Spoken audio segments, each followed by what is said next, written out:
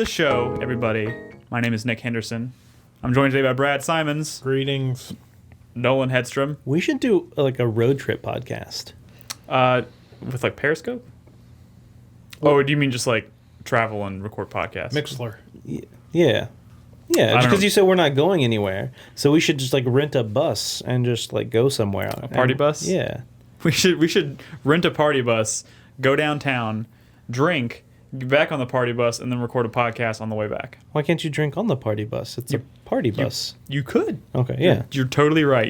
You could. Yeah. Although the last time I went on a party bus, it was a very bad experience, so I won't be doing that. What are those? By the way, Chris Davis is also here. Yes, hello. What are those velo bars that you could do? The ones that everybody cycles on, and it's a mobile bar that goes up and down the street. Yeah, Dude, I wanted wanted to do that so bad, but I haven't done it yet because I see them all the time. You can still do them, right? Yeah, you Downtown? can. Yeah. Have you seen this, Brad? It's like 7 people on like a bicycle. It's like a looking- giant yeah. bicycle with a bar in the middle, but everybody pedals at the same time or whatever, and they serve. Yep.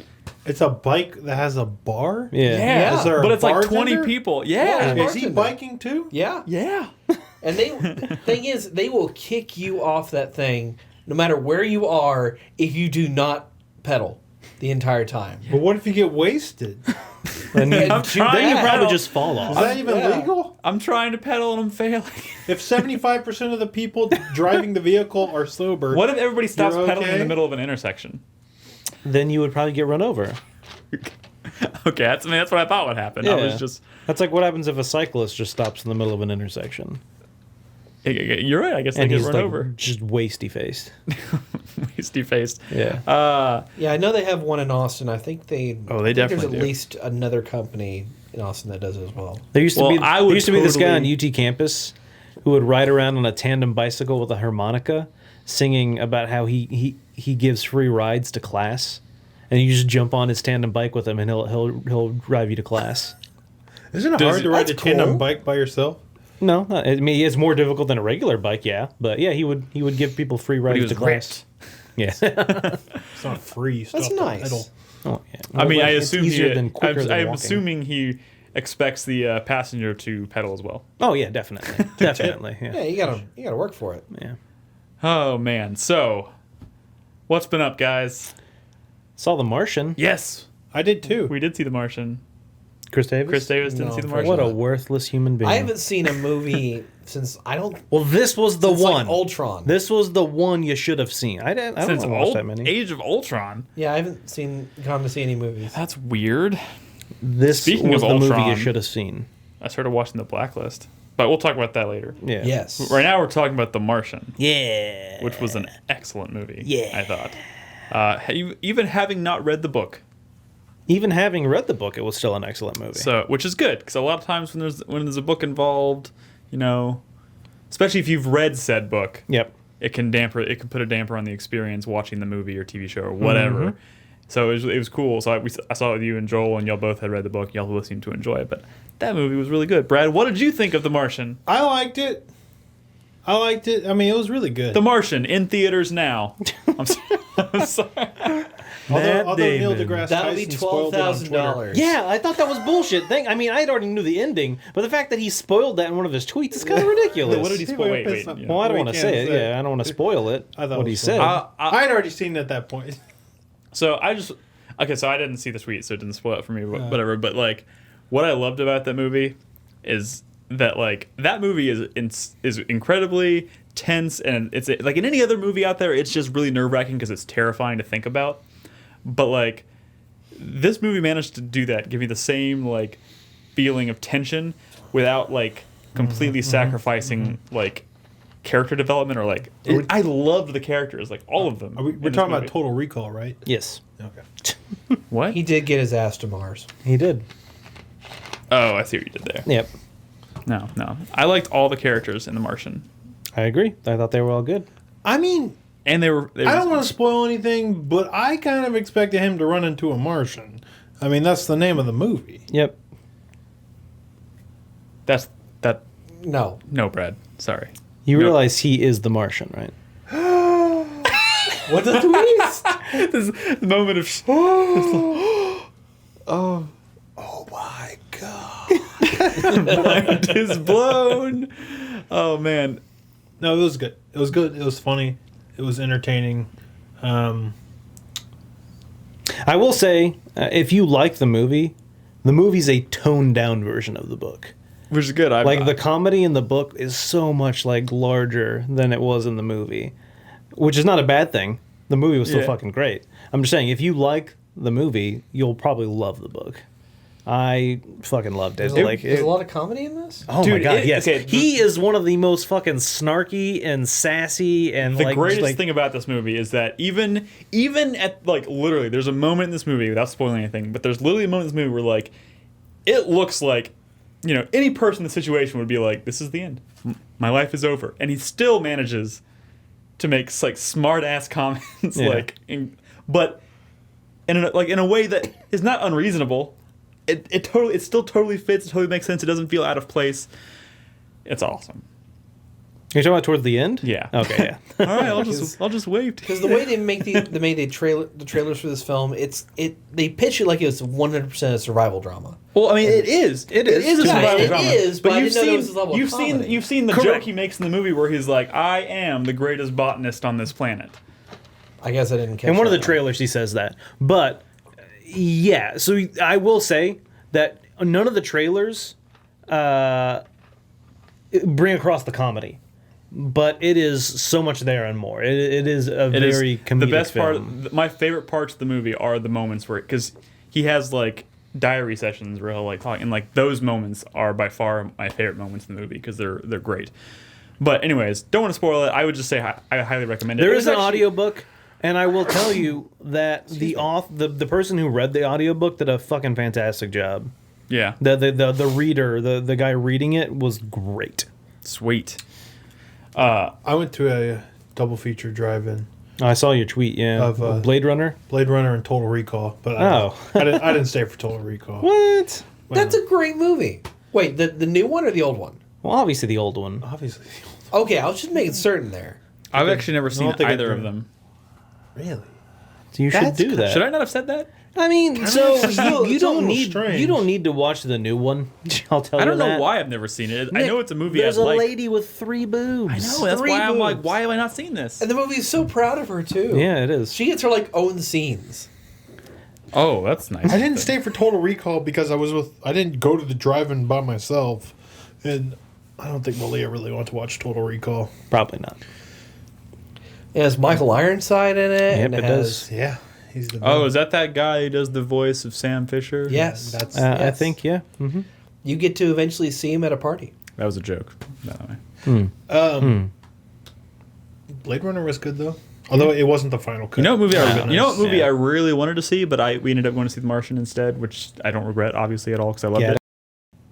it. Sicario Yeah. I want to watch. looks really good. It does look pretty good. And like if you look at them both on Rotten Tomatoes, those both have like 97% or something crazy like that. Like it was a hard decision, but you know, maybe I'll go see that this weekend. There's somebody in chat named Saisan. He seems to think Blade Runner sucks and Star Wars is awesome, and he's dumb. He's talking about the episodes 1, 2, and 3. Shots fired. Oh, so okay. Pew, So pew, pew. Wayward Warrior in chat saw Sicario. Said it was pretty awesome. I don't know. Emily Blunt and Benicio del Toro. Who else was in that? I think that's it. No, That is it. I can't remember. I know there's more than that, but But you know, that sounds like a combination I'd love to see. So I'm down. Maybe I'll go watch that this weekend. But anyways, we're not here to talk about movies, even though are we here usually to talk start the about show. The Blacklist. Oh, you want me to talk about the I Blacklist? just want to know because Has anybody else here love this watched the show. Blacklist? I've seen the first 2 seasons, Oh well, We talked about this last week. and we did talk about it a little bit last We week. did? Yeah, a little bit. Oh A little bit. well, now I've watched like 18 episodes. So that show's pretty good. I mean, That's why you haven't been playing any really- games this week. That's your problem, Nick. Is you'll find an old show that you haven't watched and you'll fucking binge well, watch it. I spend so much time during the day. Like, you know what sucks about trying to buy a home? What's that? All the places that you have to handle, like deal with, and like they only operate on like During regular the- business hours, Yep. which is when I'm at work. Yep.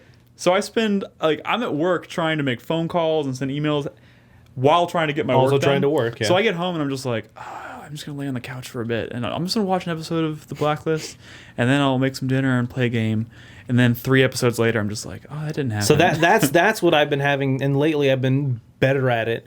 Like I won't let myself. I'm like, no, you know what? This show is gonna be here 3 years from now, and the game will too. But the game's a little more relevant right now. That is And true. so I've been kind Yeah. of like forcing myself to like That play is true. games.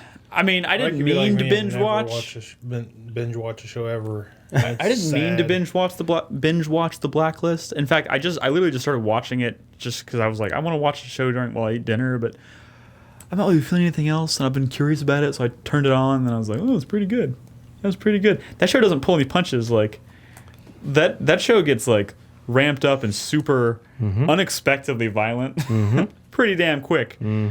So I enjoyed it. Wait, Brad, you've never binge watched a show? Like, No, ever? I never binge watch a show anymore. Oh, okay. All I do is play games. Are you? And watch cooking shows and Well, I mean, I don't do that very often. But I did watch the pilot episode of The Affair, which Which one is that one? Isn't that on Showtime? Yes. yeah. And that was pretty good. The weird thing is, okay, this is weird because the previous week I watched the first episode of Luther, which is BBC. Idris Elba. Yes, the Idris Elba show, who's actually British. We know that, right? Yeah.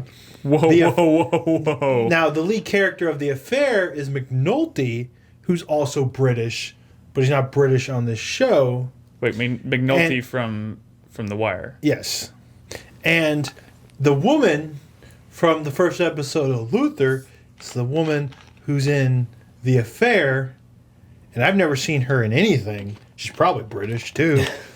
But She was on- I have this weird link where I'm only watching shows with people from The Wire and the strange woman in it. And I've never I'm pretty sure she was on Stephen Colbert's show last week or something, or 2 weeks How do ago. you know They were what I'm talking about talking The about? Affair. They were talking about The Affair, and Oh. he did this thing where he was, because they can't make orgasm faces on NBC, so they played this little game where he would like, I'm gonna give you something. This is not an orgasm face, but I want you to like try and do your best impersonation of this face. But they're all things that look like orgasm faces, and that's Yeah. why I remember it. And it was the chick from The Affair.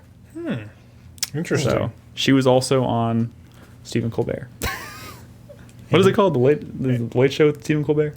I don't even Yeah, know. yeah, I'm just Late gonna Show. call it the Stephen Colbert Show. He's been doing like some video game stuff. know. Apparently, like He did. He interviewed PewDiePie last week. Yep. He interviewed Hello Games on No Man's Sky. it's my hype for the week. Yeah, he's also bringing that Zelda concert. Yeah, he's gonna have a Really? musical Yeah. performance. Wow. That's Zelda music. Well, I this is think- very strange. He's like he's reaching into don't- the. No, I don't think it's strange. I think it's smart that for one thing, people Oh. our age like Stephen Colbert. He knows what he's Yeah. doing. And the fact that he's now reaching out to the internet. That's what he's doing. No, He's- it's his, great. His internet presence is growing like crazy. I'm not trying to like undercut it. I just think it's odd because that for a while that was like Jimmy Fallon's thing. And Conan's kinda- but I honestly think Colbert does a better job at it. Yeah. I don't know. I won't disagree that Conan does a good job at it. It's sometimes it's Well, 'cause he does the whole frustrating. Clueless game. Do you right know- there. Yeah, So it's Clueless- frustrating sometimes how funny Conan can be. Like it makes me angry that he can be as funny as Do he you is. watch Conan? I on the odd occasion, yeah. I don't I don't always regularly this watch stuff any online, late and night it's like TV. the funniest shit Dude, I ever. can't- But Malia's caught a couple of like recent episodes of Conan, and she says it's kind of bad. Like the actual show is kind of bad. I've never sat down and like watched a show. Like I'll watch his I mean, bits and I've seen stuff. plenty of episodes of Conan, but I guess lately maybe it hasn't been great. By the way, also on a slightly related note, I've been pretty surprised by Trevor Noah on the Daily Show. Yeah, racist. He's but been he's good. pretty yeah. good. Pretty damn good. Pretty classy too. I like it. Are we going to talk about video? Yeah, games? we were talking We were about kind of this. I guess we sort of could. talking about video games. Also, Yeah. sorry, I don't mean it. So the Stephen Colbert Show. Has anyone noticed that like his like overlays look exactly like the Colbert Report? Like not exactly, I but like didn't the notice, colors no. they chose and like the designs, like they Well, look like- very much like a news program. Well, the segments, a couple of the segments that he's done, have just felt like they were ripped straight out of it. But I don't know. it's an interesting late night landscape we live in these days. Anyways, let's Hold on. Can I ask you a question, Nick? And I don't want either of you to answer. oh god, Okay. this is great. I can't wait. I don't this. know. Are we This is, quiet? this is something I saw the other day. Okay. Y-E-S spells yes. What does E-Y-E-S spell? E.Y.E.S? Yeah. Just say it. I don't know how. What? Sound it out. E.S? Okay. Oh my god. What? It's Y-E-S. No, he looked at chat. No, I don't. What? Oh my god! Oh my god! Damn it! I'll tell you what it smells. Fucking hate you. No, so like I watched a video online Why did you have to do that to me on the show? because I figured you would get it. Like, No, I'm not gonna get out with so Fuck you. so listen. Like I saw Oh a my video of God. someone doing that, and Fuck they all were of you. like, if Y-E-S spells yes, what does E? And I was like, eyes. And like this person did not get it for like the video's like 5 minutes long, and they're like, yes, yes, and then I was like, is it just me? And so I asked Bernadette, and she was like, yes, like she didn't think eyes either. Of course. It's I don't know. fuck When you. someone asks you that, you answered the same. This is how you answer. I knew I was being tricked the moment you said it too. I was like, I don't want to answer this because I'm getting screwed. God damn you. I fucking hate So video you. games. No, I can't go on after that. The show is over. Thanks for Video watching. games. Thanks for listening. I'm leaving now. Hey, has anybody been playing anything relevant? Rhododendrons, by the way. I can say rhododendrons now. Is that even how you say it? Rhododendron? I think it's rhododendron. If that's not how you say it, then I've been punked for like a year. Why did? I don't know. Why did that come up? That came up when I was playing Amnesia. No, I remember. Rhododendrons. I think it's rhododendron. I've been playing last month's subscriber of the month game. Rhododendrons. What is that? How is that? Enslaved. I beat it. Oh, it's that game I always get shit for not liking as much as other Ninja Wait. Theory games. You didn't like it? What's I better, like- Enslaved or DMC? DMC. Get out! DMC. Sorry. Enslaved. Sorry. No, yeah. So I had originally played it a little bit when it first came out, like 5 years ago. But then, like, I didn't have an Xbox at the time, and I was playing on someone else's, and so I didn't really play it afterwards. But it was Skyliner Subscriber of the Month game, or Supporter of the Month rather. And I knew I had it, and I had never played it, and I was like, you know what? I'll play it. And so within like the first hour, I was like, God damn, this is a really fucking good game. I didn't realize until I really started playing that how much I actually really enjoyed the game. It's really good. Are we talking like mechanics here, or just like everything. stylings, or the mechanics of the game are not, while they're not something to write home about, they aren't like Yeah, the that best was kinda- mechanics ever. that was kind of my takeaway from it. I mean, it's a simple mechanics of, you light attack, strong attack, block, dodge. And it's what? pretty simple. And then you have your like staff. But then, I mean, the fact that there's only 3 characters in this entire game. Like when the credits roll, there's 3 names listed. There's only 3 characters in this game, but they are all fantastic characters. Like, Yeah, I they're don't pretty think this good. game needed another character. No, I mean, I do think Tripp's dad does show up, and he's not even credited because he doesn't even matter. Like, it doesn't matter that there happen to be some other characters because these 3 characters were so core to this story. The facial animations, especially for that time, were fantastic. This is another one where they got oh god, what's his name? Andy Serkis. Andy directed the Serkis, thank you. scenes. Yeah. What'd you say? Andy Serkis directed all the cutscenes. Yeah, he did. Yep. And yeah, I think that didn't- was the standout for me of the entire. I didn't the realize animation. that going in. Like, so I started playing the game, and I was listening to this, and I'm like, it kind of it sounds like Steve Bloom, but I know it's not. Steve Bloom. Yeah, Oh, pretty yeah, big yeah. voice actor. Spike. Yeah, Spike from Cowboy Bebop, and Yeah. also from like a billion other things. I didn't, and then someone was like, "Oh, it's Andy Serkis." I'm like, "Oh, I can hear that." And then you start collecting these fucking masks, and you see these fucking pop-ups of like Andy Serkis's face, not like a rendition, like literally, like they look like they went to Andy Serkis's house and they got his photo album and took out some vacation photos of him and threw it in. And so I'm playing, and you find all these like just fucking masks, and you're seeing glimpses into Andy Serkis's life, and it's just like so weird, but so like interesting at the same time. Well, that played into the ending, didn't it? Yeah, it Yes. did. Yeah. And which, I mean, I don't know. I mean, if it's a big deal to spoil, it's a pretty old game, and I don't know if it's necessarily a spoiler. You might sell but, some people on this. yeah, game I with mean, this so I would conversation. say one of the selling points, at least for me, in this time, in this age, was it's a short game. So it's only like 9 hours. I beat it in 3 sittings. So, by the way, chat, I beat it last night. Did you beat it on the feed? No, so I played the first 2 sittings on the feed, and then last night I really wanted to play it, so I played it. You were just like, fuck it, I'm Yep. playing this. So yeah, I. You know what I wasn't a big fan of? What? The world, like the like I don't know what it is. Really? I liked it. I Yeah. mean, so it's like a very distant future. New York is where you're at the beginning. Something about it didn't gel with me very well. I don't know why, but that was just one thing I remember. It's sort of like the post-apocalypse. Yeah.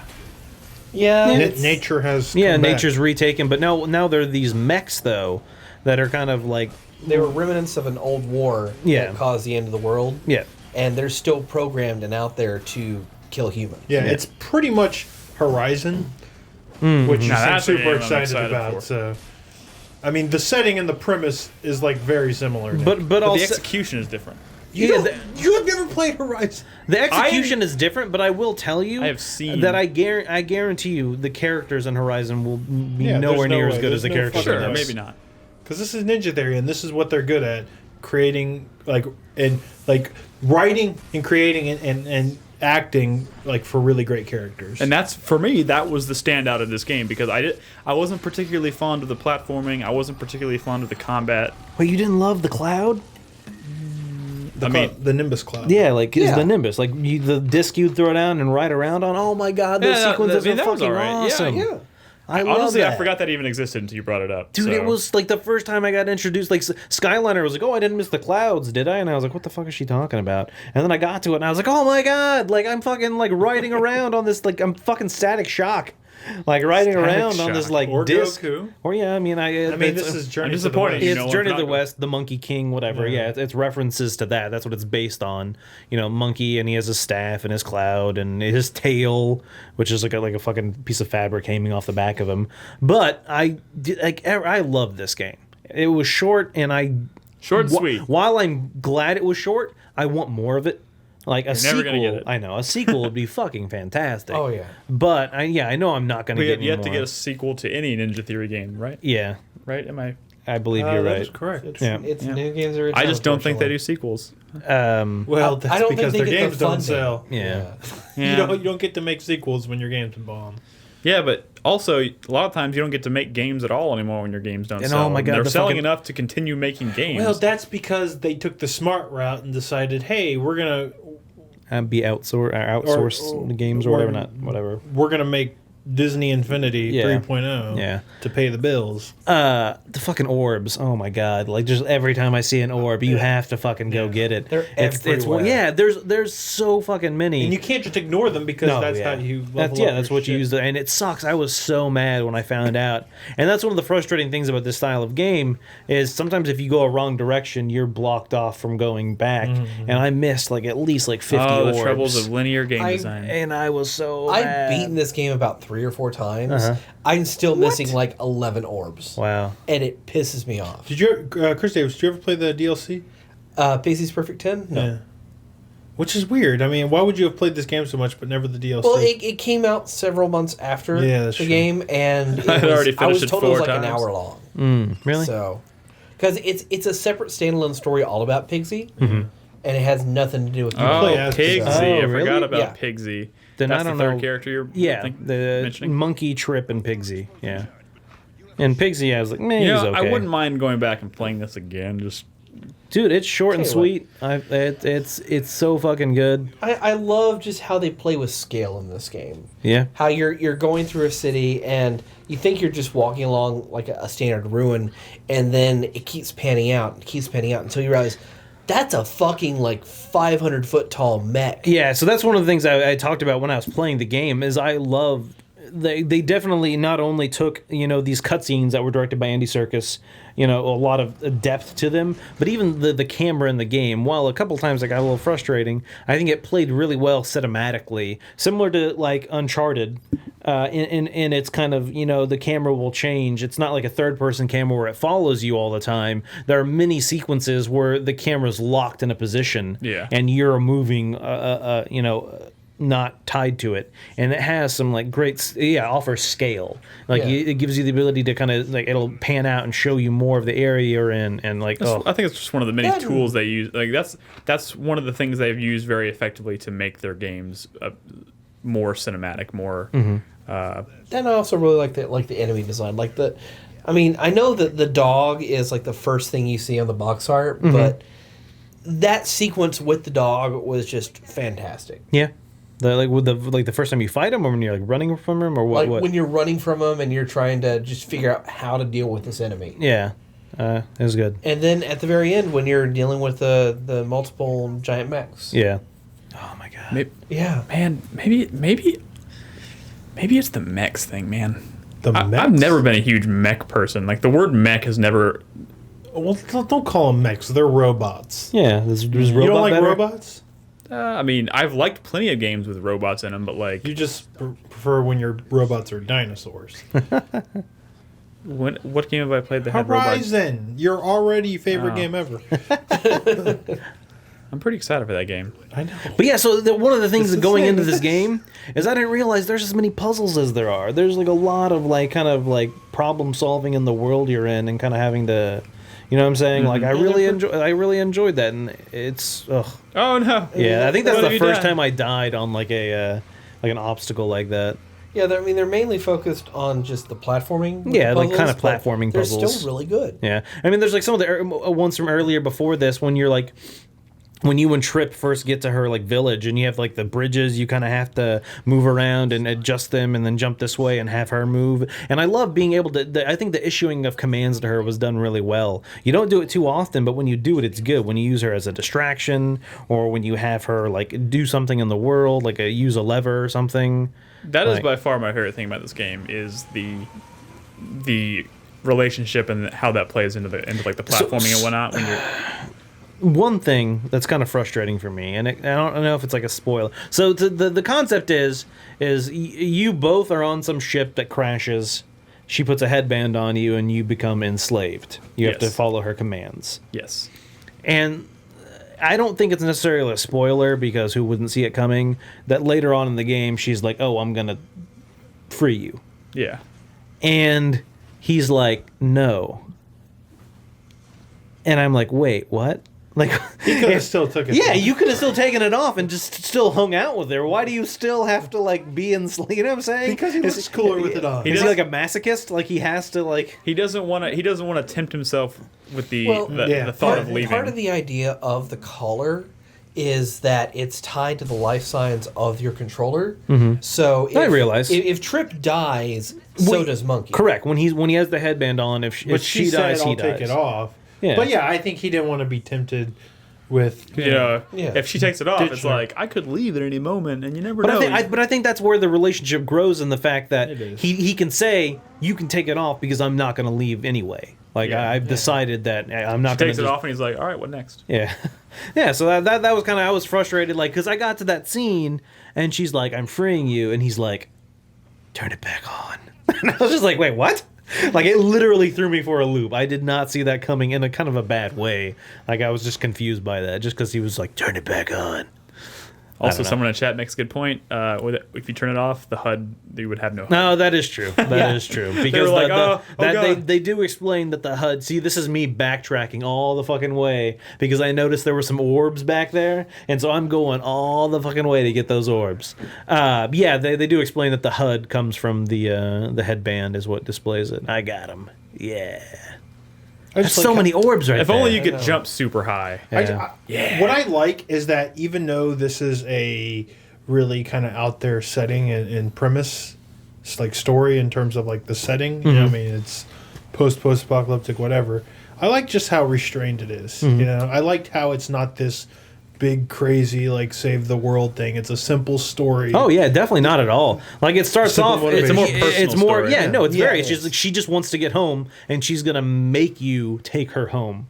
Yeah. And that's how it starts. And then I agree that it's not like a giant thing. It's very small. It's very Yeah, that I didn't think about that at first, but yeah, it's a very small scale game.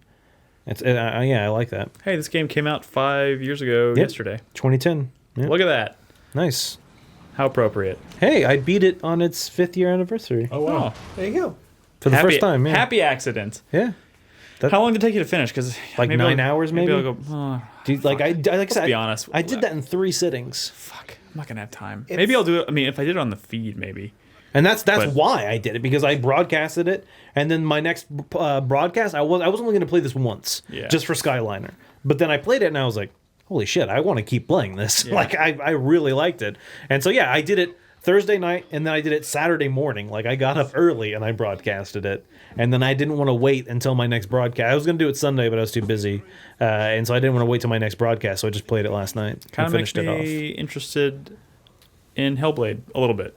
I mean, I think I still don't know what to think about that game, just because. Well, there was a weird tweet from them saying that they're kind of like not going back to the drawing board, but listening to the criticisms of the demo that they had, like at Gamescom or wherever, and they didn't even have that demo at PAX or E3, no, they didn't. which is very weird. Well, the vertical slice they created was like with a fraction of the studio working on it. And I mean, I can agree with that criticism, because one of the great things about Ninja Theory is that they create good combat systems. Yeah. They're very easy to use. I disagree. I mean, I think the first time they ever got a combat system that was actually good was DMC. I think the combat here isn't good. I mean, it's satisfying because you kind of hit hard. It's basic but in this. It's really simple. Yeah. And I thought the one at Heavenly Sword was just bad. I never played Heavenly Sword. So I mean, that's never been their strength. That was why people were so worried when they heard they were making a Devil May Cry game. You know what I mean? Like, that's where that came from. But I don't think simple combat equals bad combat No, or it a doesn't. bad No. time. No. See, it's not a bad time, but like no one would ever talk about this game when they were talking about like Intricate really combat good or system. memorable combat systems. There's just not much. Why is to that it. a necessary thing, though? Well, I mean, he's talking about. They combat create. I see what you're systems. saying. I'm just saying, not really. They create fun, satisfying combat. Maybe even if it's not the deepest, most intricate. It's like it's not even really a system. Yeah. It's just hit the buttons hard and make like sad. Like it's like Mad Max was the same way for me. Not a deep combat system, and for all intents and purposes, ripped straight out of Batman. But that I found it way more satisfying because it was just like the hits felt harder. Like the feedback when you're hitting dudes was really, really well done. Like I wouldn't call it a great combat system. I would just call it a very satisfying combat system. And the word is with DMC, they got a lot of help from Capcom on their combat system. So maybe that is something we should worry about as far as Hellblade goes. I just don't know. I just don't know what the game. How much have you seen of the game? The trailer. Okay, so And, there's more out there. And it's just really weird because it looks like they're trying to do the spiritual successor to Heavenly Sword. The name is even literally like the exact opposite, or not exact opposite per se, but like different. Well, it's. I mean, it's Heavenly very- Sword, Hellblade, like it's just like. Have Well, you I mean- seen the footage where she's like seeing like faces in the forest and stuff like that? I've seen screenshots, never seen. Okay, footage. you need. Yeah, What is this? Someone tell me what this the game idea is. is that This stuff she, is out there, Nick. I'm saying if you watch that stuff, you would be more interested. I know, in but this. that's my point. It's like I haven't even like the way they've been talking it up and the way they've been promoting it thus far. I haven't even felt like interested enough to the point to go seek that out for myself. Well, you like Ninja Theory, right? Yeah, I do. Motherfucker. But I heard it wasn't DMC 2, so I was like, Also, not interested. I know you were trying to say something. Go ahead, Chris. well, I was just going to comment on just what's going on with Hellblade.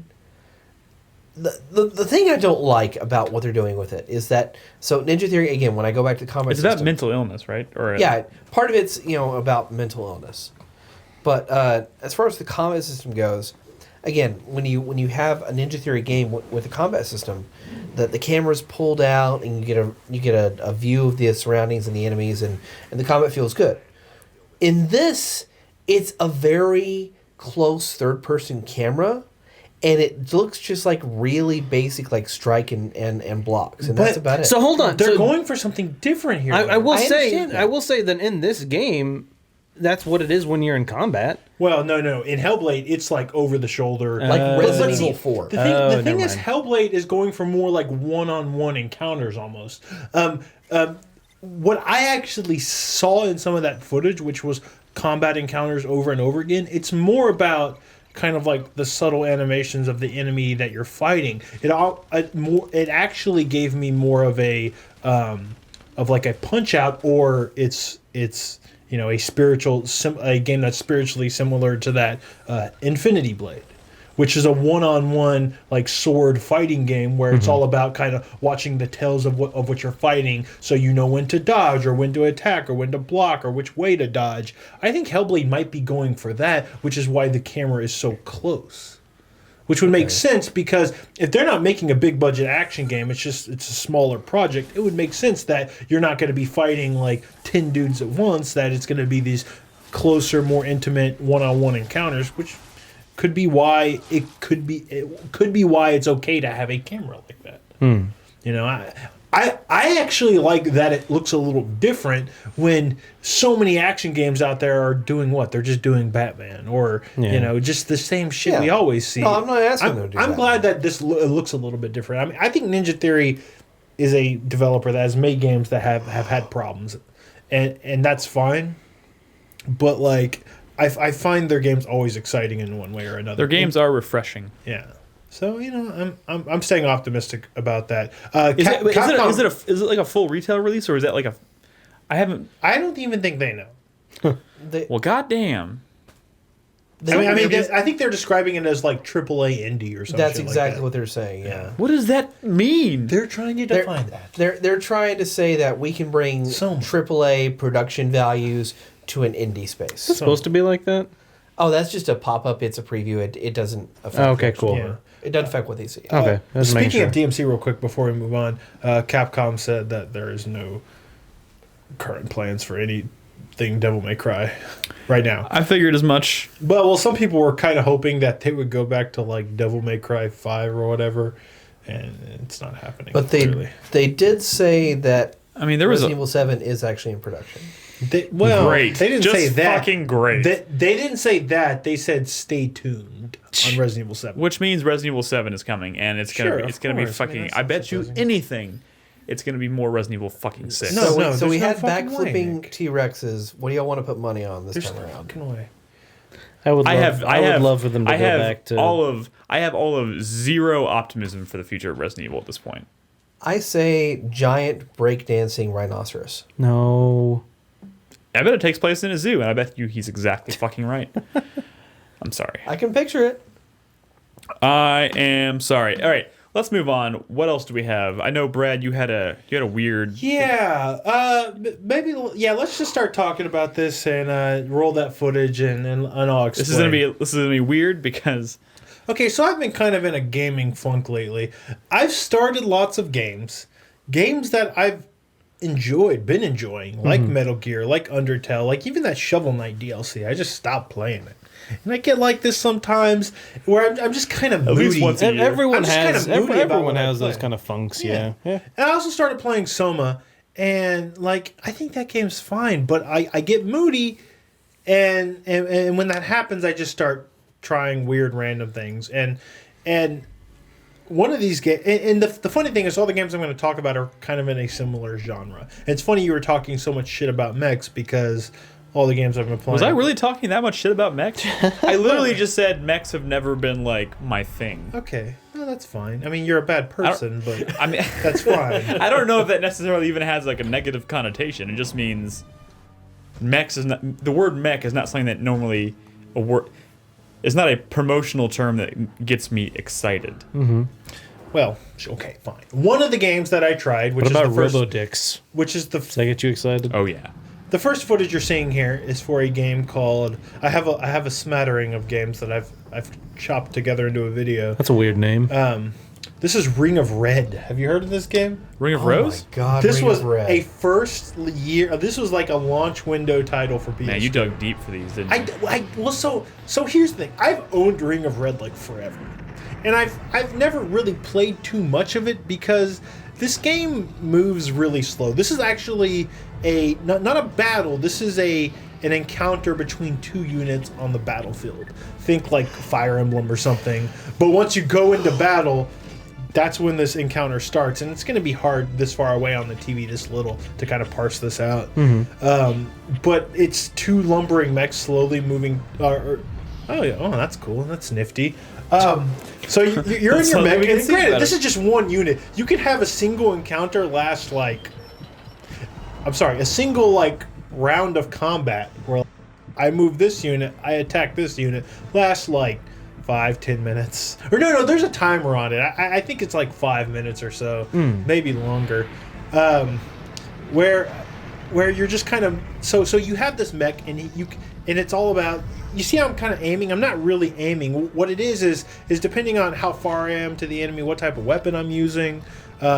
You have a kind of a percent chance to hit, and the longer you kind of wait with the aiming reticle over the higher that gets, the higher the percentage gets. Yeah. But the thing is, the enemy doesn't stop his action. You have to charge up your attack, and when it's charged, you can start the aiming process. So it's kind of like this risk reward where I'm kind of waiting for a higher accuracy, go up, trying to maybe get that shot off before the enemy gets his shot off. And it's this it's kind of like an XCOM where you're okay, I'm just going to go for this 50% shot because I need something to hit right now. There's a chance, yeah. And if it doesn't, I'm screwed, but if it does, I've won the day. Yeah. And that's what the encounters are in this game are like, but there's a lot more to it than that. You're kind of moving your mech forward and backwards because depending on what range you're in, your accuracy goes up or down because your weapon might be more effective at certain ranges, but your enemy is also moving towards you or moving back. So it's kind of this push and pull, trying to get into the best possible position to kind of take the shot that's best. So right now I'm waiting. I could take that shot now, but I really want this shot to land. It's a shaky cam. But he's charging up. I think I'm gonna throw up. It gets less shaky the more you kind of hold it on him. You know what I mean? But you also have these ground units that accompany you, and you can kind of tell them to move forward or move back, and they have skills and stuff too. So it's a surprisingly complex game, and all this you're seeing right now is just one action on so imagine Final Fantasy Tactics, right? You all know, familiar with Final Fantasy Tactics.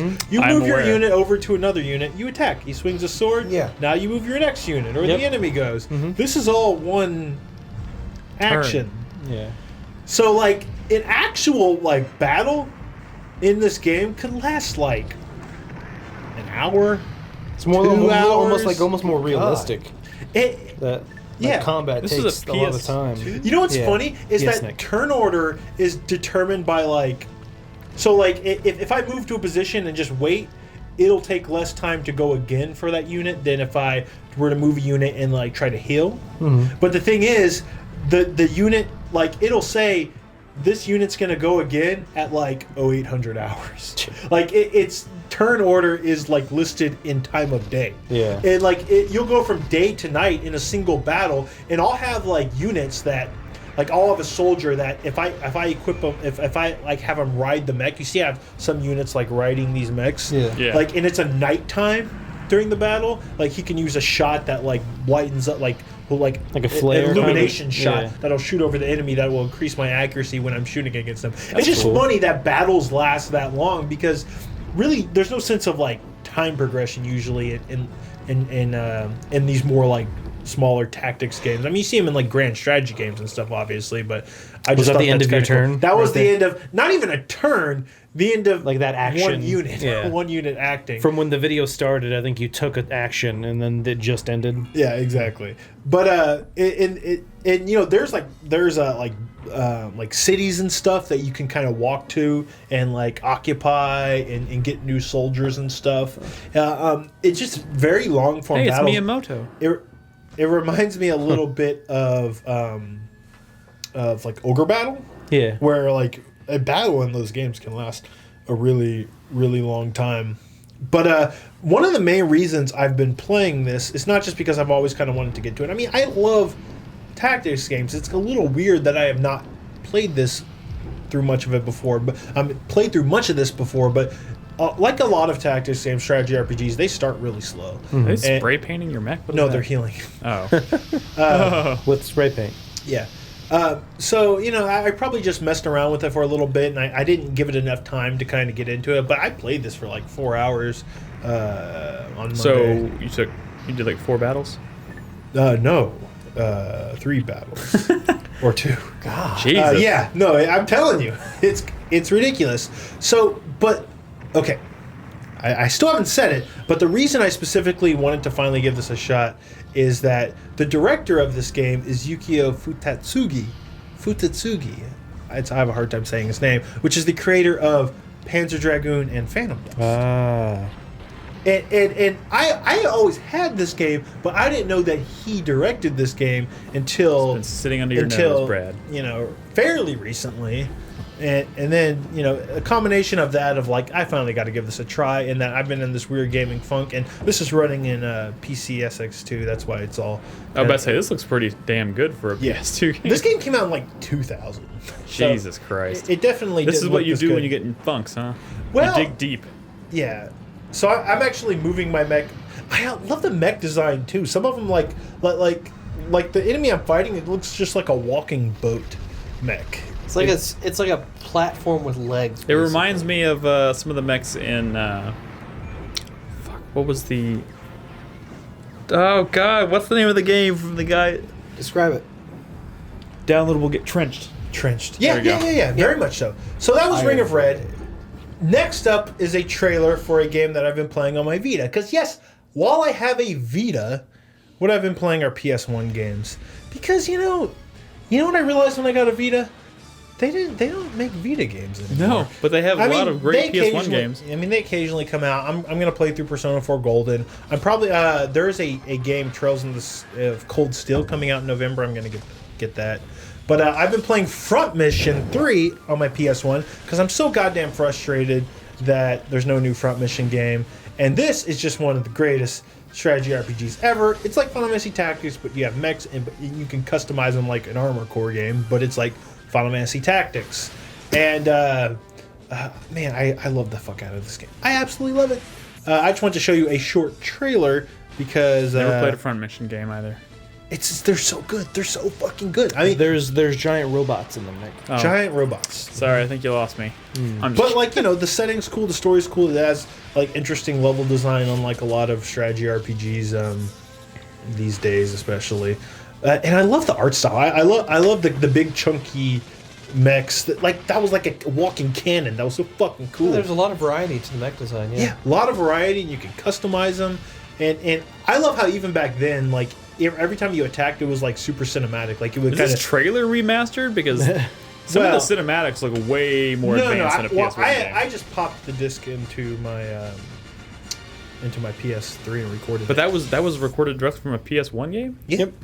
Yeah. Some of those CG, like the cinematics, look way better than most. It was Square Enix, man. Yeah, Mission 3 they're in their prime in the PlayStation 1 era. Yeah, Front Mission 3 I think was like 99. This is All right, this pay is attention to this. Pay attention This to is this. a game I can get behind. So this is the original Advance Wars. 2001 So fucking came good. out September 10th of 2001, the So day before fucking September good. 11th.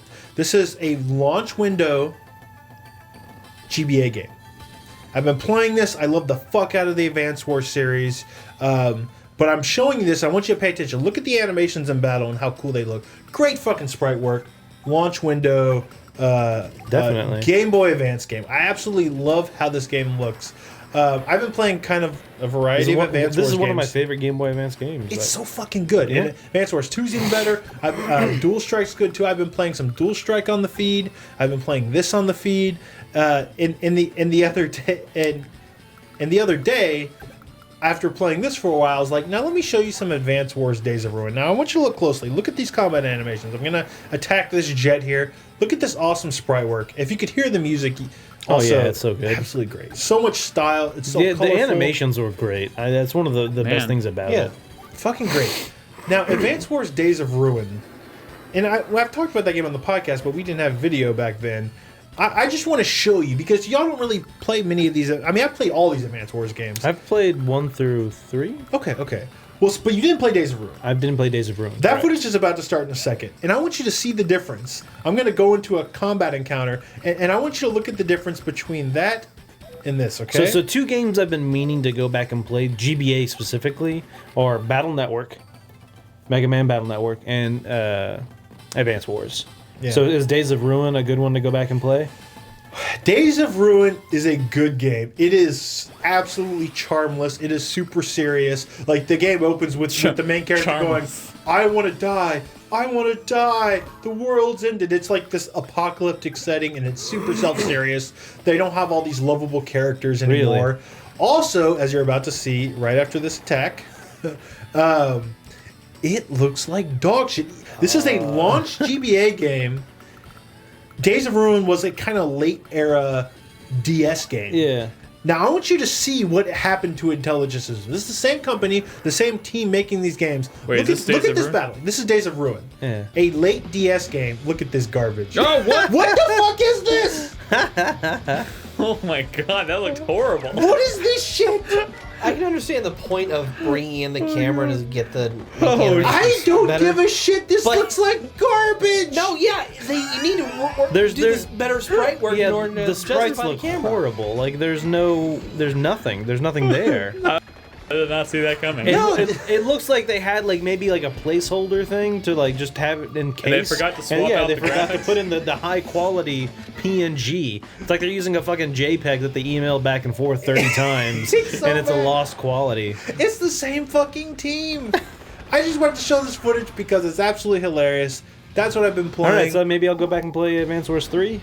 Yeah, Dual Strike. Dual Strike, okay. That is probably Oh my god. the best one to maybe play because it still has that old sprite work, and it's got all the characters and all the music, and Holy absolutely love shit. it. That is, of course, you can find an affordable copy of the game. 'cause- Was Days of Ruin the last one? Days of Ruin was the last one they did, and that was the last thing they did. And it sucks because this game never even got released in Japan. Seems like a nail in the coffin. It's a Japanese series that never even got released in Japan.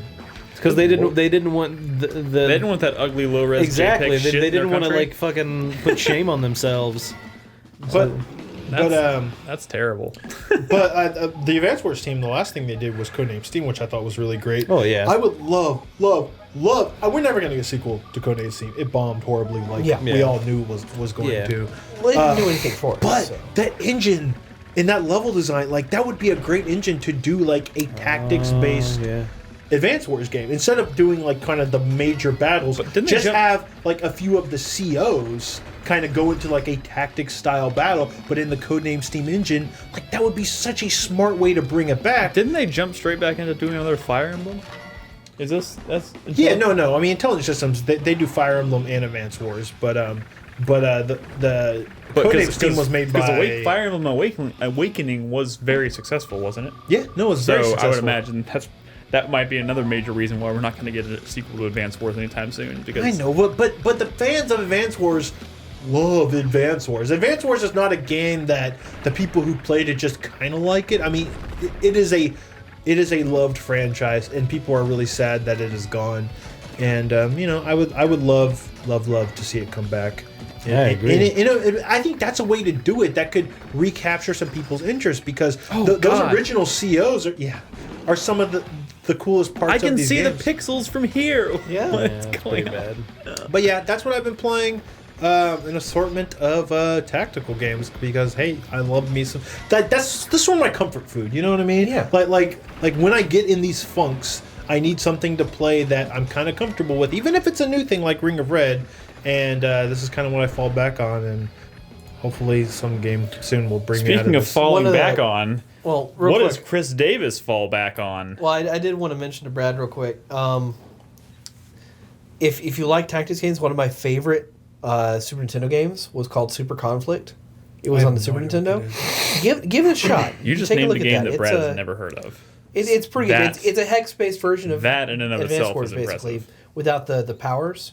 Hmm. But yeah, it's all about strategy and that, so it's pretty good. I challenge you, Brad. Do it. I'll loan you my Do cards. it. No, I don't. I mean, I'm playing front mission, so I'm good. Okay, just offering you something. Wait, what is it called again? Super Conflict. I'll look into Super it. Conflict. Yeah, But it's I a good mean, game. there was a lot of games back then. I mean, I wasn't as into games in the Super Nintendo era. You know what I mean? Yeah. Like I played Zelda and Mario, and Final Fantasy. And that was pretty much it. But yeah. So Chris Davis. Well, Nolan and I actually have been playing Oh, some both of you did. Uh-huh. I did of not the realize. closed beta for Rainbow Six Siege. Yep. And I gotta say, it's looking pretty good. So the beta is predominantly the terror hunt. It's multiplayer, standard 5v5, And Terrorist and Hunt. then Terrorist Hunt. Okay, and what have you all been playing most of? Both. I played pretty much a mix of both. I played mostly Terrorist Hunt. Okay. I would probably say I played a little more Terrorist Hunt than multiplayer, mainly because it was easier to get into Terrorist Hunt. Finding multiplayer matches was a little difficult Because sometimes. everybody's playing Terrorist Hunt. Yeah. So yeah, this footage is of me and a couple of friends of mine. We were doing Terrorist Hunt on Realistic, which is the highest difficulty. Okay. And so that's one thing about this game. And I know it's not new or anything, but it's just, it's... When you get shot, it's like getting shot. It's not like in a video game Dude. where you can get shot 30 times and be okay. I'll be honest. Like one thing I've always so I really liked Rainbow Six Vegas predominantly because I loved Terrorist Hunt. But my fondest memories of Rainbow Six has always been like I started Rainbow Six on the N64 of all games, and I loved that game because me and Joel would just do split screen missions. And back when I actually was able to use an N64 controller because my hands hadn't adapted to better controllers, like that was my shit. Yeah. Well, Like no music, just complete silence, moving through the grass, like taking out dudes, like timing your shots, like I'll take this guy, and then like sitting on the couch with a friend and saying, all right, take the shot in 1, 2, 3, boom, take him out, and then move. Like that was you awesome. might be interested in playing the newest Ghost Recon game then. Or you might Wait, be are you talking interested about in the- playing SWAT 4. Oh yeah, there's that. But True. There's a whole single player mechanic in Ghost Recon 4. Because that was the biggest disappointment. Is like there's not really a single player component. I mean, I never played Rainbow Six for the story. Yeah. So I guess it doesn't really matter. You don't play a Clancy game for the Because story. Terrorist Hunt is literally just basically what me and Joel used to do co-op. Okay, so just want to show you something real quick. So there's this is a class-based Rainbow Six game. Yeah. Each character has specific abilities. This one I'm playing is his name is Fuse. His specific ability is a cluster grenade launcher, in which you put it up to a wall, you press a button, and it shoots like 4 or 5 grenades through the wall That's into pretty the cool. next room. Or you can also do it through the floor on certain Or floors. the floor, yeah. This is a real weapon. And yeah, well, I don't mean, know. But I don't see I mean, why it's not. an Ubisoft it's an Ubisoft or Ubisoft like Tom Clancy military shooter. Like a lot of their every game lot of their they've stuff's done gonna be grounded in has all realism. been like based off of either real weapons or like concept weapons. Yeah. So that's what Chris Dave was saying. It's class based. It's one of the cool things. There's a lot of different Did characters. you already detonate the grenades? I didn't see it. Yeah, Yeah, you can't really see it because he just put it up on the wall, and then you just hear, doom, doom, Yeah. doom, doom, and then all explosions go off. Yeah, you hear screams and things exploding in the next room. You can't see it. You just hear the scream. But yeah, so like a lot of the characters have different styles. They're different play styles. There's Sledge, who has a sledgehammer. Which Does that kill people in one hit? all melee. Any Hits- melee I would attack imagine so. is a 'Cause you gotta one-hit get kill. close. You gotta actually get close enough to like use it. he can use it to like breach through walls. Like normally when you're a person, you walk up to a wall, you have to like bash it, or you have Can to you use a slam breach the charge. Can you slam the No. floor with the sledgehammer? Actually, I think you can. Can you? Yeah, That would be fucking. Because if you could just it depends on the surface. Oh, are you talking about like going through the Yeah. floor? Oh yeah, Yeah. So you can't go through like concrete and like a metal. This but isn't if it's like- like wood or something like that, then you Yeah. can. This isn't like the destruction level in like Battlefield. No. But it's It's still pretty fucking destructible. Yeah. I mean, like you can't destroy like is it concrete and metal, but anything else you can. Like there's lots of like drywall and wooden walls and stuff. this at PAX, and like I was pretty impressed by Like it. there's a lot of times like someone will because everyone has like a little drone they can drive around and mark dudes. which I'm going to use in just a second. And like right now, here. actually. And so like there'll be times where someone like marks a dude through a wall and I know it's like not it's not metal. It's like a wooden wall, and you just line up the shot. See that thing. They do. Oh, they do. And they shoot at it. After But the thing is, seconds. it's fast, so it's hard to hit. It's fast and small, so it's not easy to hit. It's like Nolan's playing a prop hunt. Exactly. Like That's fucking exactly what it or is. some shit. And so, they'll mark them through a wall, and I'll just line up my shot through the wall and just take them out because you can shoot through walls. But people aren't that stationary. But- No, like AI is. Well, that's the thing about the AI. Can you use it effectively when you're playing just multiplayer you matches? can. Yeah, You still yeah. can though, yeah, because it helps to mark people because then you know where they are. Yeah. So in Terrorist Hunt, there are classes for the enemies. Yeah. There's a standard. There'll be an ambusher, a roamer, which will just go around the level looking for you. The one I really like and the one I hate is the bomber. Oh my god, I hate The him so bomber much. is basically a roamer who's heavily armed, but he's a suicide bomber. So he'll run at you and then he'll explode. They and get he me will take so you the- much. They get me so Suicide. often. Oh, yes. they're so That funny. seems out of place. I mean, maybe It not. is called Terrorist Hunt. Yeah. I guess you're right. Yeah, but they run at you and they light up and you hear this like Yeah, there's charging like sound. red and blue like flashing lights on their Like I'm bodies. coming for you, bitch. It just seems like an odd tactic to use in like an enclosed space, and like, because like suicide. I don't want to get into the logistics of like suicide bombers necessarily, but like it's typically not a tactic used in like open combat, right? It's Well, I mean, usually- that's the thing is there's plenty of like open spaces in here. Yeah. There's Yeah. lots of like hallways and small rooms, and that's often what they'll get me is like sometimes there's been times where I've done exactly what Chris Davis is doing. I found a corner hid, started using my drone, and all of a sudden I hear like a beep beep beep beep, beep and just because like I wasn't paying attention. Yeah. There was one time I was going to pick up Chris Davis because he had gotten downed, and I'm running at him, and like a fucking suicide bomber just like fucking Just side blow- No, just- yeah, like Jurassic Park Velociraptor just kind of pops up from the side and blows up. Yeah. And my body goes flying. Like, oh, like those guys, you have to shoot them in the head. You hear beeping, you gotta fucking run and shoot them in the head. There's really no other way to do it. Why does they just make the doors go lower? You wouldn't have a drone problem. Yeah, that's true. I mean, I guess. Well, yeah. I mean, I don't think these were designed as like. I mean, Those aren't Never doors. They're like things you put up to secure doorways. Yeah, they're They get lower. they just reinforce. Because strangely, there aren't actually any doors in this game. Yeah, there's I no just doors in the realized. game. no doors. But yeah, That's a weird thing to be missing. Yeah. it's just one of those things. So, No doors. If you don't have doors, why have doorways? I don't know. But that's the way they set up the level design in this game. But what I really want to spend more time in when the game comes out is the main multiplayer. Because Terrorist Hunt is well and good. And what we played at PAX, that separate mode that is not available in the beta, it was pretty cool with a bomb. Yeah. But they've been hinting at like the hostages in the game. And if you even run the benchmark for the beta, you would actually see a hostage. Yeah, I remember I did that and I saw him. Yeah. Yeah. But I really want to try that out because Wait, so it's like a different mode with hostages? Is what you're saying? I mean it's going to play differently because that's basically an object you're trying to keep away from the enemy. So you No, gotta- we what we did we do played that? was the bomb mode. It's Terrorist Hunt in which we go into a level, find a bomb, Disarm defuse it it. for a minute while Well, that sounds like the it's the Alamo multiplayer. basically. Well, it's kind of like that, yeah. I mean that was the multiplayer variant. but instead of a team protecting it, it's AI. It was AI. yeah. Okay. But no, I want to play more of that because I didn't really get that much time to play as a defender.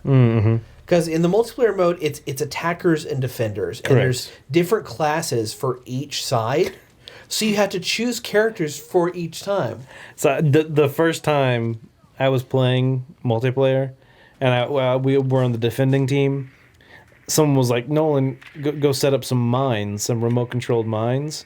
And I was like, "All right, so I'll put one here, and then I'll put one over here." But what I didn't realize was I only had one, Oh, so you detonated. Yeah. in and the so I second round? detonated and blew up one of my teammates. Welcome to my world, man. This happens to me every time I play Rainbow Six. I apparently. thought, like, because when we played the versus AI, the AI would throw down like 30 fucking Hey, mines. it could be worse, Nolan. I don't know if you saw it, but I literally walked up and I was staring Chris Davis in the face playing Rainbow Six Vegas, staring him in the face, and I was trying. I forgot what I was trying to do, I saw. and I Did threw you a use grenade. some sort at of him. face mapping technology? Yes, Yes, he did. Yes. And I threw a grenade, and you could literally see the grenade bounce off of Chris Davis's nose and then blow us all up. Killed everyone in the room, the entire team. At least I didn't do that. It It was the first thing you did. That was the beginning of the night. That was the first thing that happened. Did you have a vision cam? Yeah, it was. I had vision cam.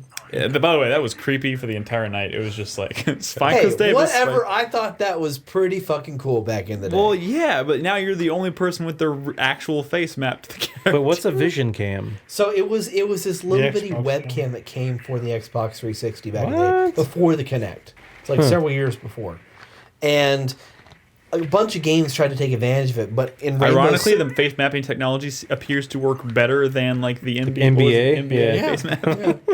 But in Rainbow Six, you could take a have it take a picture of the front and your side, and it would generate a face mask, and it would put it on the. There's a suicide bomber right there. Yeah, right there. Oh, God, two of them. run, You run. see them lighting, like they're on, like lit up. And I just stopped right here, hoping that they would charge them. But then I realized, shit, I'm being shot from the outside. Motherfucker, there's a roamer. Yeah.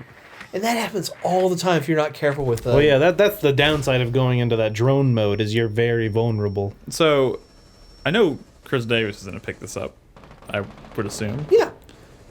Nolan? Probably not. No. It's just not my. I wasn't like, expecting. I didn't. It's not my style of game. Like I enjoy it. Like I played a lot of Payday 2 with Chris Davis. But I mean, it's the only reason I did was because I got it on sale. The thing is, and, a lot of it's a value proposition too, because like this is a multiplayer only experience. Yeah, there's and no they're- single and- player component. Which is, it's just I feel like it's so weird that we're so like late in the we're so far into these types of games, console generation, and like it's still when games like this come out, I still find it weird that they want to charge full price for a exclusively multiplayer. No, I know what product. you're saying. I don't know. I don't know what I it agree is. with you. I don't know what it is.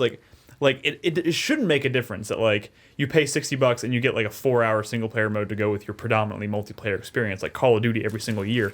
But at the same time, when it's missing, it So, me I mean, it feels kind of incomplete. It depends because like a lot of the times the reason they have to charge $60 for this experience is because they spent so many hours creating levels and like having to then debug all of these levels. And then- when you have a multiplayer game, you create 4, 5, 6 maps, and then that's it. Yeah. And I understand where you're coming from, and then all the fucking DLC you end up buying with this multiplayer game. Yeah, which I mean, the value proposition for a multiplayer only game is DLC, and they say Ubisoft is saying that all the map DLC is going to be free for this game. Well, that's So- good. Yeah, that is See, good. that's That good. is I was good. actually about to say if you paid $60 up front, got the base game, and then all subsequent DLC that came out for it for the multiplayer game was free, like that would be a totally different story. And like that, yeah. Damn it. This is the cluster thing he's talking about. Yeah, and detonate it.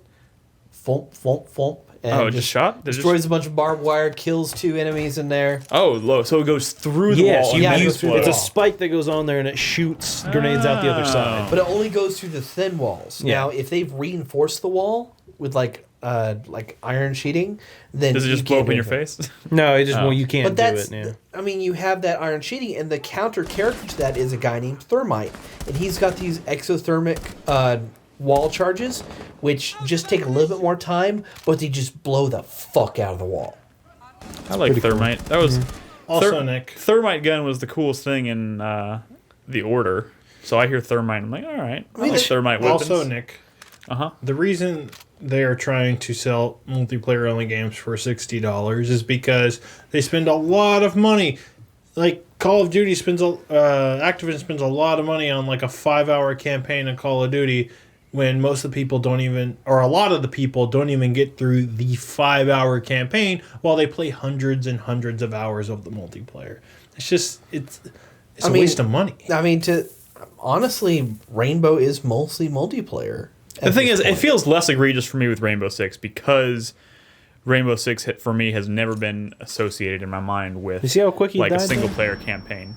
Yeah, that's you're right, Nolan. Like that's one thing I've always liked about Rainbow Six. It's like you die very quickly. Like maybe not Dude, like an enemy fucking like pistol whipped me one time when I was playing. It's just dead. Yeah, it's kind of it definitely feels more realistic because of that.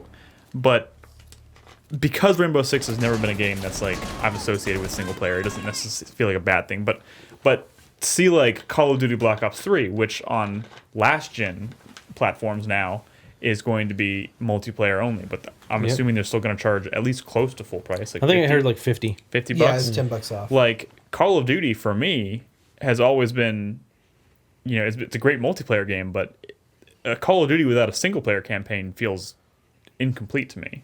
So it's kind of like I would never pay $50 for the last gen version of the game that does not have a single player campaign. That seems like a ripoff. Also, you also have to consider the fact that it's Treyarch that's making this game, and each time Treyarch has made a Call of Duty game, they introduce new things that make the single player worth trying out. Sure, I mean, but like at the same time, like. Sure, you don't want to release. You're not going to release it on last. They've claimed that it's because the campaign is too. I don't know what the word they used was. Well, too the catch extreme. Too extreme for last gen consoles. But like the catch for it is that the campaign is entirely designed to be played by 4-player co-op. Yeah, that's what it was. Sure, and that makes sense. It's a lot easier to downgrade a handful of maps than an entire campaign. Yeah. That shit doesn't program itself. It's just the $10 cheaper price point does not necessarily seem like a fair No, it should be drop. It should be like 30. Yeah. 30 at most, I'd say. 30, but yeah, hey, would be. whatever. We're not here to discuss the logistics of that. I think it's cool. Remember, 5 hours versus hundreds. For some. But then again, that 5-hour experience could be really fucking good. That outweighs a 100-hour experience. I mean, I would never spend money on a Call of Duty campaign that didn't have a single player campaign, even if that campaign was only $5. And I'm sure I'm not the only person out there like that. No, I know what you're saying. So, like, sure, a lot of people are going to spend hundreds of hours and maybe not ever touch the campaign, but there are a lot of people who won't even shell out the money to buy it if it doesn't have that campaign. So, I mean, but I'm sure they've weighed the differences and they've come. Yeah. They know the numbers better than we do, and they've come to the conclusion that it's worth taking that risk. But it just kind of sucks. Anyways, that's neither here nor there. I'm glad you guys are liking it. Is the beta over? Yeah, yes. It ended yesterday. Yeah. I'm surprised you didn't play it, Nick. I've been watching The Blacklist. Which favorite Blacklist? I can briefly talk about that. I got into the Need for Speed closed beta. Oh yeah, how's boy. that? Are you playing it already? It was poo-poo butt. I mean, I only played it for like an hour, but one of the main reasons that is because half an hour to 40 minutes of that was unskippable FMV cutscenes. Just like people like, whoa, dude, yeah, come check out this party. I know this sweet guy who has an extra car. Like, yeah, what's up, bae? This guy, like, it was fun. Did someone use the word bae? Multiple times. Oh, bae. Multiple times. Wow. It was bad acting, unskippable. In the hour I played it, I did 2 races. How were the races, at least? Meh. Like, Okay. I started off behind. I overtook them. Everything's going great. I took a turn a little wrong. Slowed down. They blew past me. I never caught up to them again. Is it okay? Who's developing this? Is it Ghost Games or who is it? I think Ghost. Okay, I think because those are mostly Criterion guys. Yeah. So I don't know. All I know is the hour I played of it left a bad taste in my mouth, and I have no interest in playing it anymore. Well, that sucks. But you know what also sucks? This first segment's gone an hour and 15 minutes. So let's take a break. Yeah. We'll come back. I will just ever so briefly mention that I finished Mad Max. Ever so briefly. Yay. I think you did. You'll never right have there. to hear me talk about it again. And we'll talk about some stuff that's going on in the news. I know we'll talk a little bit about the new Far Cry game, which came out of nowhere, kind of. And we'll do community and all the good stuff. So stick with us. Yeah. We'll be back. Yep. Are you ready, Bradley? I'm ready, Nick. Are you ready for the bump spot? I'm ready for the bump spot. Well, Let me spot that bump. Let me spot that bump. I don't know what that means. Okay. Sorry. All right. What do we have this week, Brad? Well, I can tell you right now. What do we have, Nick? Stuff? We have stuff. We have stuff coming. First one being, hey, if you remember back in February, whatever, when we launched our Patreon campaign. Oh, yeah. We talked about one of our milestones, which we hit very, very quickly, was to do a camping trip. Oh shit! I love camping. I go all the time. You do? I'm an Eagle Scout. Oh yeah, I always forget about that. Anyways, we are going to be doing a camping trip. We intentionally put it off because E3 is right in the middle of the summer, and then of course there is the summer, which is very, very hot here in Texas. So we decided to wait until it started to cool off, and it is finally starting to cool off here, which is very nice. So we are in the planning phases of our camping trip, which we're hoping to do. What did we say? Like the first week or two of November, I think is what we. Yes. We're going to intentionally go on Fallout 4 launch night. No. So no one here. I'm sorry, I'm just kidding. We should do a themed camp out. What if we just brought our televisions and got a cabin and played Fallout 4 and out in the woods? No, it should be post-apocalyptic themed, where we just bring like 1 gallon of water and we have to fight over it. You know, it's like capture the flag, but capture the gallon of water. That's a terrible idea. Anyways, like I said, we're planning the camping trip. We'll be posting the details as soon as we get that locked down. We're in the process of trying to find the campsite and place the reservation because, unbeknownst to me, you have to reserve that shit now. I don't know. Anyways, we'll be reserving it and getting the details up fairly soon. Should be fun. And of course, like we said, we're going to be filming the festivity. We obviously can't broadcast unless we do something with Periscope or something, but we'll be filming our festivities and getting that up on YouTube so everyone can see. Audio, everyone can see what shenanigans we did out in the woods. That sounded wrong. I'm sorry. Next up, I started a new Let's Play. It took me a while. Silent Hill 3 is the next game on my Silent Hill series. It took you so long. I thought you liked Silent Hill. Something happened to my Silent Hill 3 copy, and I lost it. Oh, yeah. And it's not the easiest game to find, and I kept trying to get it from Jack, but our schedules never lined up. So, long story short, I finally have it in my possession, and I'm starting it. Best part of the entire Silent Hill series is the haunted house part in Silent Hill 3. Really? I literally remember almost nothing about Silent Hill 3 except for the ending, so I'm kind of excited. The first episode is up. It's actually available to everybody, but starting with episode 2, it'll be patrons only, so you can find, of course, the new episodes on patreon.com/4Player. Cool. What else is happening? Revival Club, which we mentioned. We had a poll up for patrons. It's still open, so if anyone hasn't voted yet, what's winning? Dragon Quest 8. Really? Still? Dragon Quest 8 is in the lead by like 5 or 6 votes too. Cool. So go vote. If you're a patron and you haven't yet voted, please go to the Patreon activity feed. Drop your vote for the first episode of the Revival Club, and I think we'll probably leave that open for another week or so, and then we'll close it off and make it final. Next, I have a top 5 on the way. Brad, I think, has a top 5 on the way. Yes, I do. I'm doing my top 5 franchises that I think should go open world. I'm going to do my top 5 favorite title screens. So one of those will be public, one of them will be exclusive to patrons. So look for that in the next few weeks, hopefully sooner. Saturday is going to be a community night. Christopher Davis is going to be leading the way. Saturday, right? Saturday, Star Wars Battlefront Beta community night. Should be fun. We played it a little bit at E3. I think we all came away pretty positive about it. PC. It's PC. He's playing on PC. Fuck, damn it. I can't play on PC. Friday is also a community night. Nolan's going to be playing Metal Gear Online. Damn, I pulled that out of my ass and I got it right.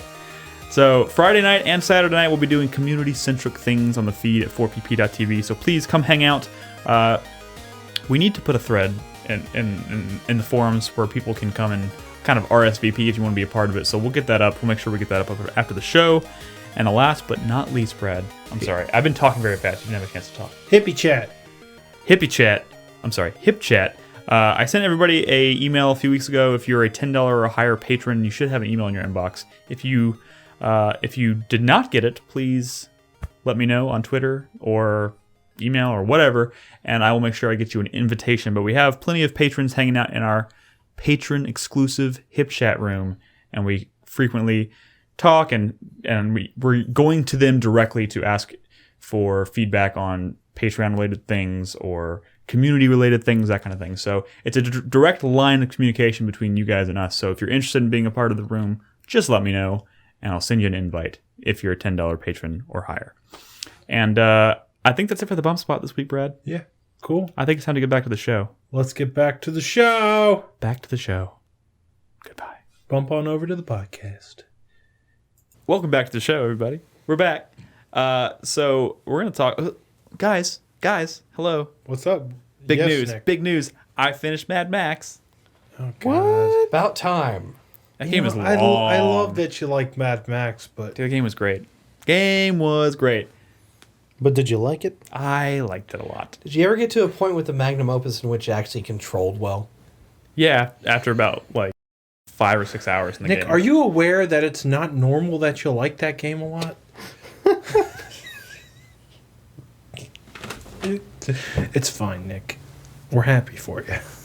And yet, this guy over here won't play Dying Light, even though everyone's telling him it's good.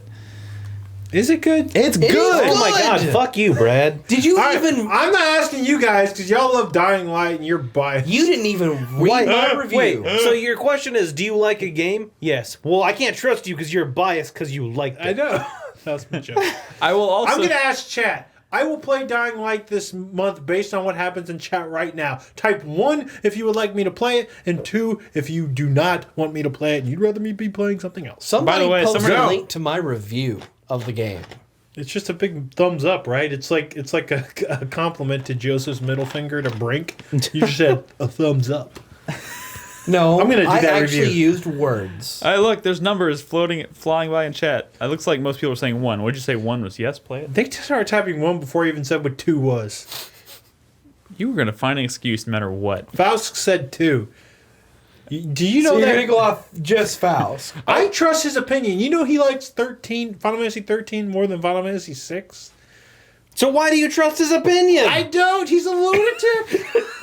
So then you should play it.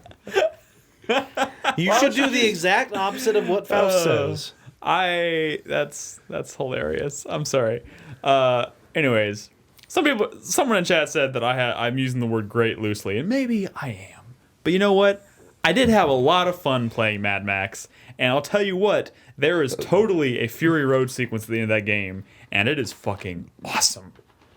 Fucking awesome. Is it a Like, Fury Road sequence or a you're Road driving Warrior a- sequence? no, like the final, like, this isn't, sorry if people consider this a spoiler, but like the final like encounter or fight of the game is like a giant convoy with a huge truck driving through the desert and just a bunch of smaller cars all around So it. like and Road you're- Warrior. Yeah, technically in Fury Road, I'm you're- sorry, Nolan, Road Warrior. Technically in Fury Road, you're driving the big truck, so And not very Fury Road. okay, you want to know? You know, fuck you guys. I've actually never seen Road Warrior. I told you guys. Okay, you love Fury Road, you love the Mad Max game that no one else likes. Yeah, you've seen Maybe you Terminator should watch 3 like That's 12 bullshit. times. First of all, Just that's messing. bullshit. Yeah, you've seen Terminator 3 like 12 times. No, I've seen it like twice. Just watch Road Warrior and Total Recall Brad, and Blade Runner. were you while not you're at listening when I told you I'm watching The Blacklist right now? I can't do anything. I gotta get through Dexter again. Yeah, I actually watched the entirety of season 4 like in like 2 or 3 days. You know, I've actually been chugging through Gotham. Oh my God, that show's fucking know. horrible. You actually got me That really show is excited for a horrible. second, Chris Davis, and then you said Gotham, and I just wanted to just slap you across the face. God But damn I was just gonna point out the character Stop that's it. in Gotham from Dexter. There's not an actor. Yeah, an actor. Yeah, Everybody on that show besides Dexter was terrible. The- Excuse who me. cares? What? it was the Hispanic investigator. Oh, Batista. Yeah, Batista, Batista. yeah. He's a barista. First of all, Brad, In Gotham, he's a barista. go fuck. Really? No. Oh, He's actually a. he's actually in Blacklist too. Yeah. No, he's one of the Dons in Gotham. But fuck you, Brad. Just gonna say that. It's not that they were bad. It's just that anytime that show was focusing on anybody but Dexter, you're like, oh my God, who cares? Dexter's like murdering people. I don't care about Batista's love life. Stop it. That is the worst part of that show. Sure, Brad. We're not here to talk about Dexter. Okay, We're here to sorry. talk about Mad Max. A lot of games. Which I'm done. I'm done talking about Mad Max. There is a Road Warrior sequence at the end of Mad Max, and it's fucking awesome. Cool. Fucking awesome. That's all I'm gonna say. I really want to start that game up, but I'm so worried about the driving in that game. Because everybody tells me it's like dog shit. A lot of those people fucking gave up before they ever got to a point where they upgraded their car enough for it to not drive like shit. Because after about 5 or 6 hours, I had almost no problems driving. I mean, you are literally driving on sand for the vast majority of the game, so yes, you can spin out. It is not. There is nothing graceful or smooth about the way that the cars in that game control, but you have control over them. you learn how it handles in certain environments. And Speaking of control, let's take control of this podcast and move on to news. Well, I wanted to briefly mention Oh. that I finished Metal Gear Oh. Solid 5, The Phantom sorry. Pain. that makes me not want to keep playing. No, so and that's something we briefly talked about before the show. And so yeah, Just a lie lot to of people people and say you love the ending. a lot of people didn't like the ending. I'm not going to say I hated it. I didn't hate it. I don't think Metal Gear's 5 story is anywhere near as good as that, say, maybe 3's. Yeah. Nowhere near. But I will say, after playing this game for what, like 120 hours, this is, gameplay-wise, it's my favorite Metal Gear. I think that's been unanimous. Because even... So, like, I popped it in last night for the first time in, like, 3 weeks, because I finally finished Mad Max. And it's very clear, very quickly, that, like, the game is on a whole nother level as far as control. Mm-hmm. Like, there's not even a comparison. So, I agree with you on that. It's just... It sucks. It's so disheartening to hear people talk about the story being a disappointment, because even though I'm so thankful that the gameplay has progressed as far as it has, like, when I think Metal Gear, I have always thought about the story first. Mm-hmm. And I love that they've finally made the game much more gameplay centric and much more entertaining and fun to play. But, like, to sacrifice the other half of that equation kind of sucks. No, it definitely does. And I don't know what the reasoning behind But that was. who knows? Maybe I'll fucking love it.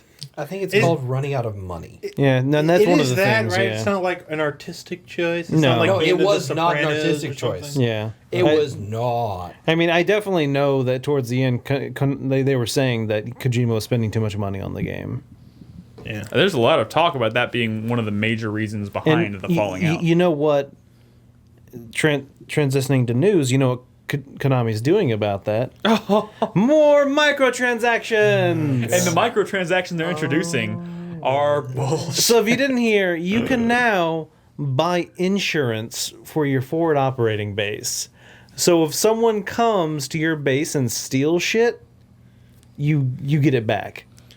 First of all, Well, You can pay real money for this. There's now, caveats to it, though. do you Oh, have yeah, to get hold on. approved for this insurance policy? No. And Do your also rates go up if your shit gets stolen? no. And also now you can for forward operating bases, similar to the mother base in the game, when you upgrade the strut, it takes time. Yeah. You can now use mother base coins to have it instantly finish now.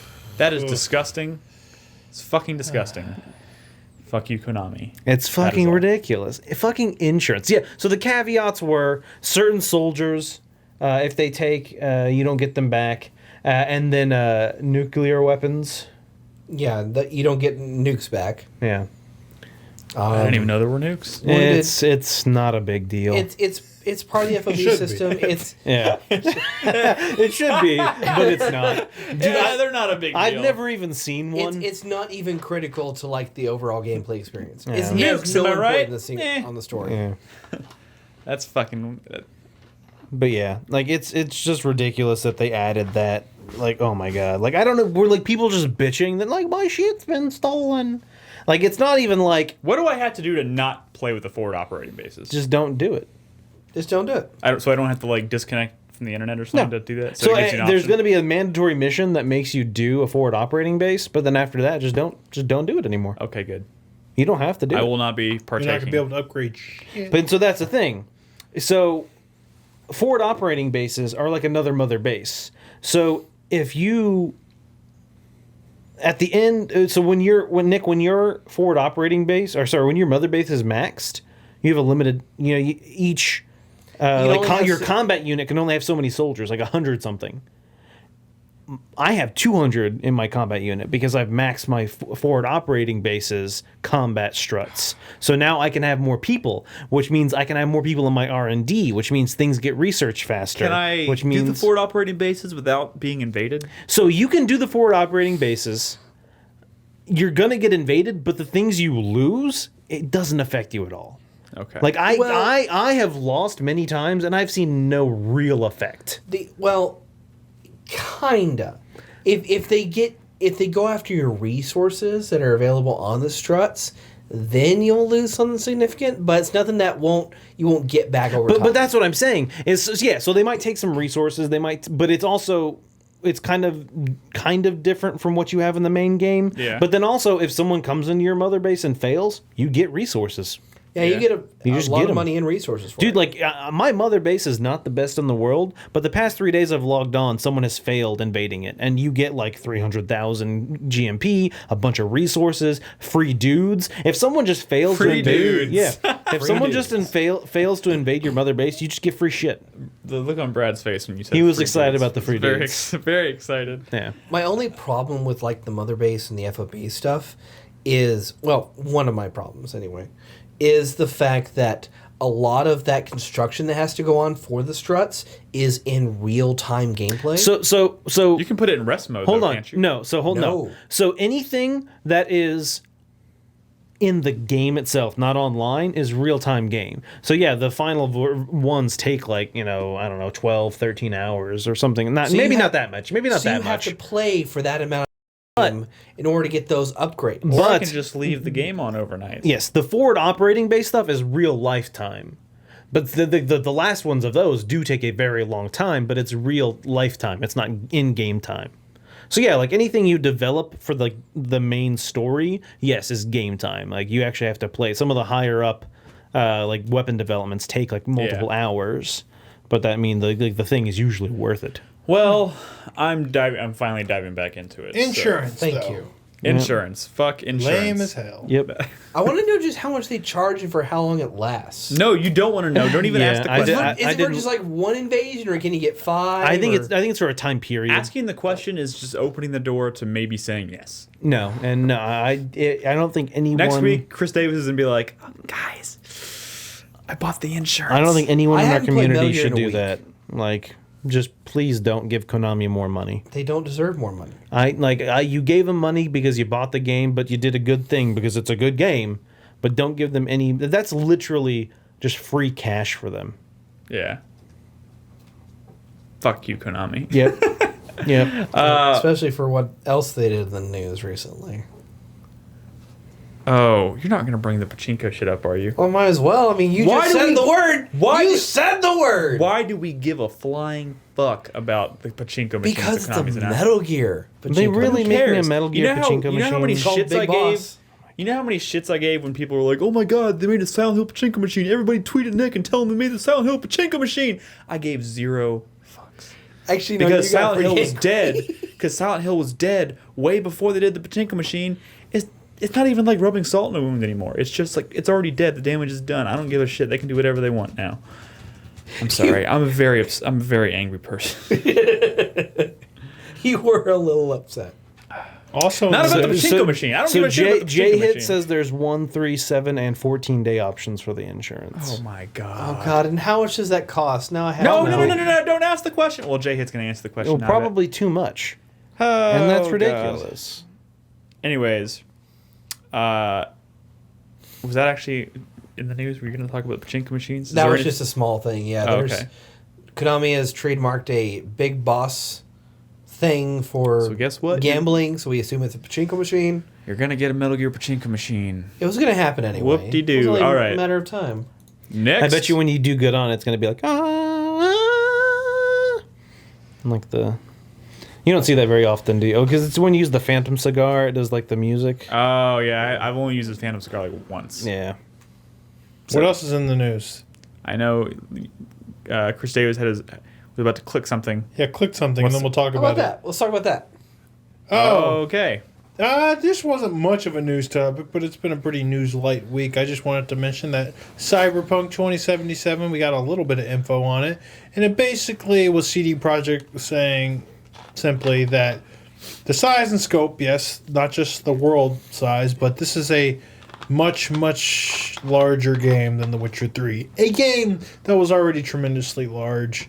That's kind of exciting. What do y'all think about that? I'm assuming that First means of all, it's going I to be think- open world. I think Yeah. developers need to fucking pump the brakes I, because did anybody ask for a game that much bigger than The Witcher 3? But you're going to have more than just a fucking horse, probably. Yeah. Right? yeah, Well, you might have a car or a motorcycle. flying If you have a possibly. horse at all in Cyberpunk, it's going to be very out of place. Sure, but I'm saying like What if the it's like a size of- cyber Pegasus? The size of your world doesn't really matter as long as you have It's how you good use means it. to travel, The thing is, traverse it. here- this I is- think they may partially be focused when they say these comments that they're more focused on verticality in a way. That's true. That's exciting. I'm Cyberpunk also will probably be a lot more vertical than The Witcher. I'm also thinking that they're meaning Lots of not just skyscrapers. world scale, but the amount of and systems stuff, that are too. built into the game. Which is good because that's desperately what CD Projekt needs to work on because that stuff in their games has always been kind of bad. Yeah. Okay. Loot, skills, combat, Economy.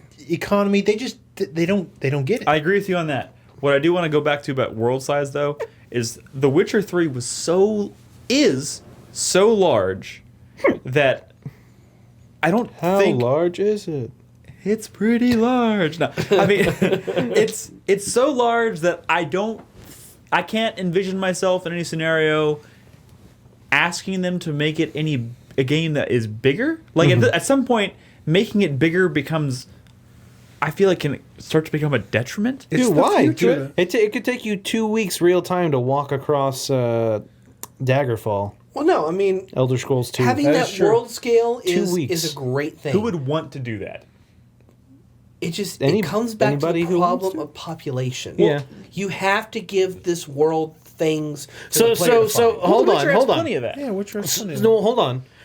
So Cyberpunk versus Witcher, Cyberpunk would have to have a lot more in the world. If you're thinking of Witcher, it's this countryside, there's a few cities, but I mean Cyberpunk, if it's going to be a futuristic city with skyscrapers, you're talking about like hundreds They've and got to hundreds of populate people. the shit out But of that cyberpunk world. settings are pretty dystopian too, so you can have areas that are like run down with kind of nothing in them, or not much in them in terms of they don't all have to be skyscrapers. You know what I mean? But again, vehicles. Bigger doesn't mean slower, more of a slog. It's just if you getting- do it right. It's getting Yeah. ridiculous. It's almost starting to feel like the whole industry is in like a dick measuring contest right now.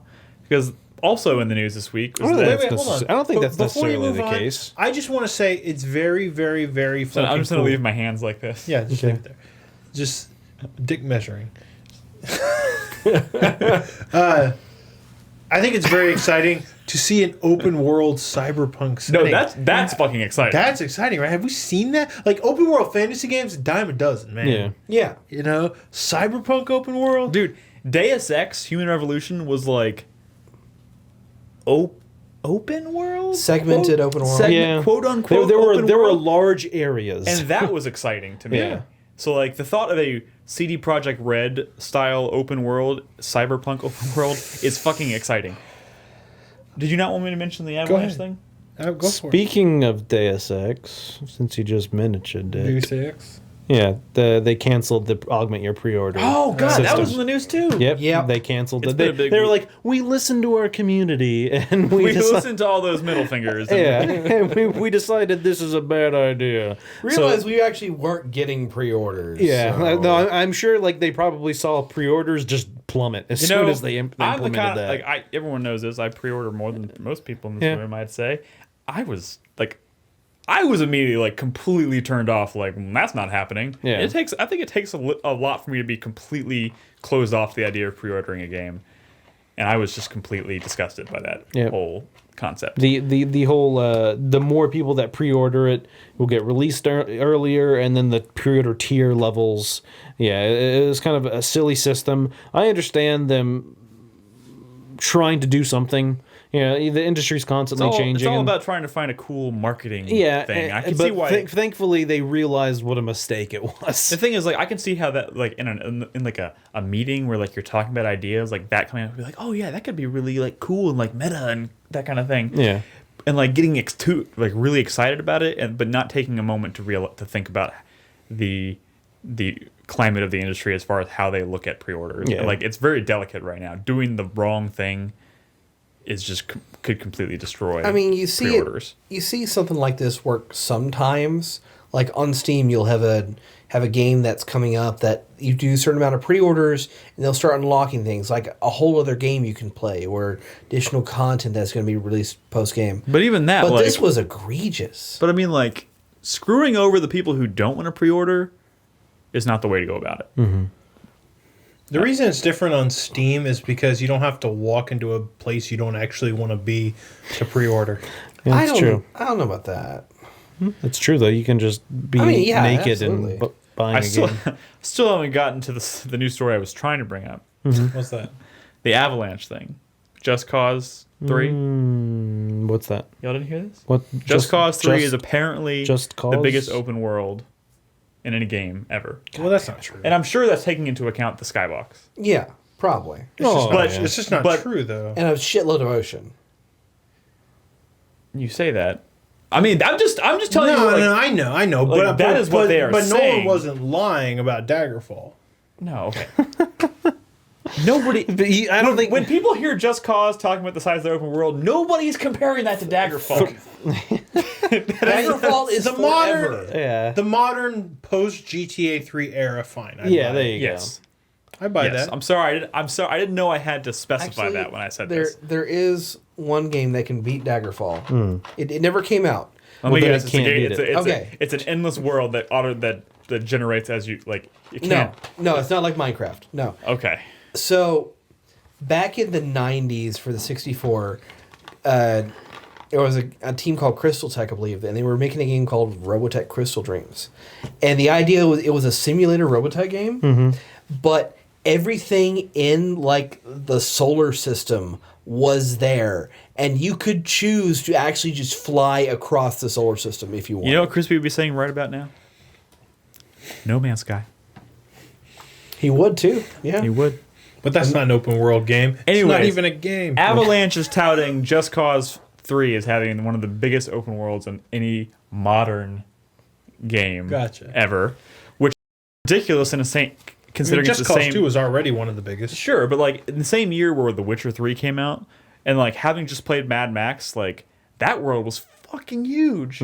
Like it was huge, and considering the fact that it felt huge, even though I was driving like 70 or 80 miles an hour a lot of the time across that world, like I have far less trouble believing that now, and it's kind of scaring the shit out of me. Again, though, it's got to have a populated world, and I don't know if you can do that.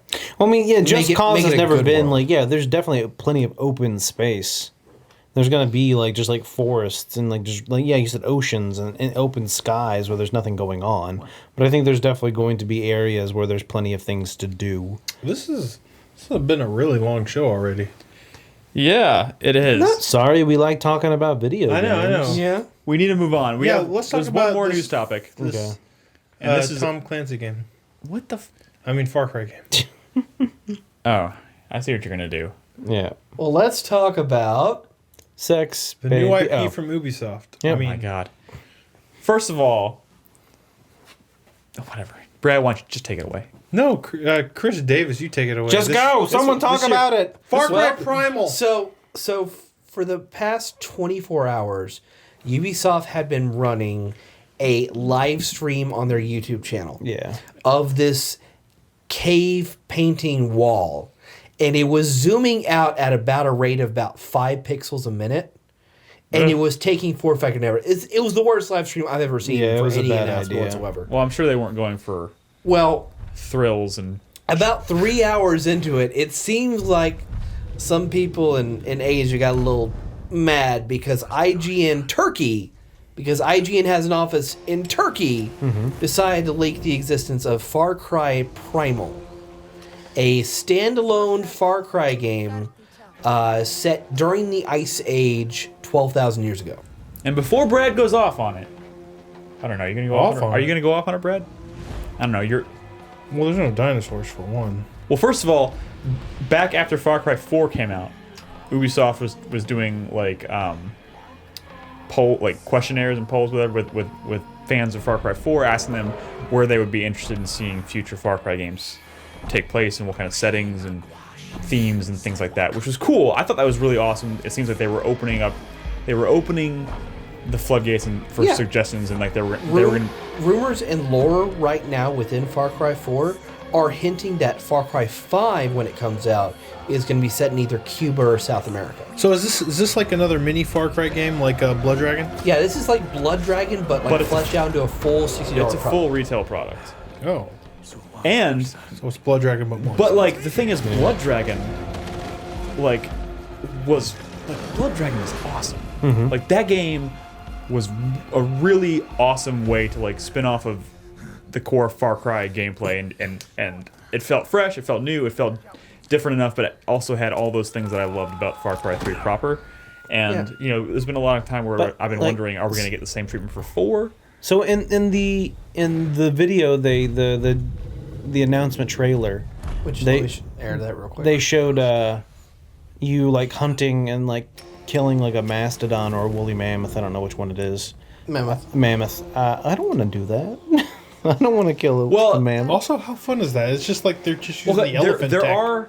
There are human enemies in the game. Yeah, I see it at the very end of the remember, trailer. Like it's gonna be very. It seems to me like it's gonna be very much akin to the Far Cry 4 moments when you're in the like dream world. Yeah, the Shangri-La. Did you like those? Dude, They were good. Awesome. They were really cool. I loved That those was one of moments. the things that I saw when Far Cry 4 was being marketed. That I was like, why is using the bow and arrow fun? I just, Dude, I don't know. Those moments I thought were amazing. Now, So the idea behind this game is that you play Takar. He's a hunter-gatherer 12,000 years ago. He finds a tribe of other humans, and he's inducted in their tribe, and you go along and you try to survive in this world. so is this game gonna? If this game is going to have a narrative, and I think the main character is even voiced by the guy that did Adam Jensen from I Deus don't, Ex. I don't know could be about wrong. the voice actor.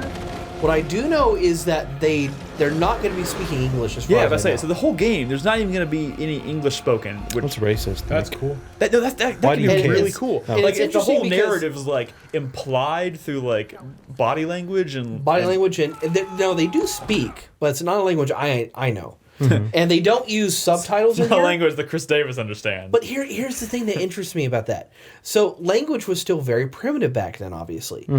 I'm wondering Obviously. if they're going to include a mechanic in there to where you unlock the language, like Albed in Final Fantasy X. Well, it's possible I think it'd be considering cooler if- Ubisoft does like to stuff their game with unlockables. Yeah, and it's I true. shamelessly lap it up.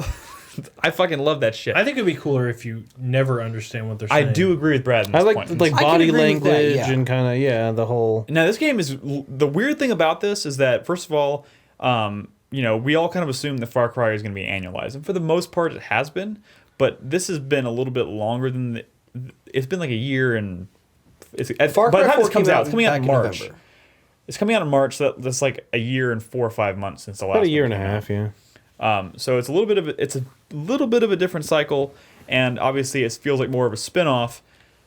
But what I want to know about this is like, so obviously you're not going to have guns. The thing is, Far Cry has always had like a wide array of weaponry, but some of And the upgrades. and upgrades. Yeah, How are so- they going to handle weapons So in this game? they are going to be doing character and weapon upgrades in the game. What are you going to use besides a spear and a bow and arrow and maybe Well, a maybe rock? you Well, no, start you- with like a wooden you- spear, and then you get like a rock spear. Yeah, and- things like that. You get those kind of upgrades. But what really interests me is the fact that, again, this game won't be about projectile combat, really. So they have to build a melee system into it. And they kind of hint towards it at the end right here with the attack by the other humans. Which, Yeah, I mean, that's a very, very brief hint. yeah. I mean, And they're another throwing thing- spears and shooting arrows. Another thing that I'm really interested in, Slingshots? I think they're taking directly out of Far Cry 4 is... the gyrocopters. No. That would be cool, but no. So Like it's like a fucking bamboo, and you have like leaves. Like Fuck it, dude. I don't care.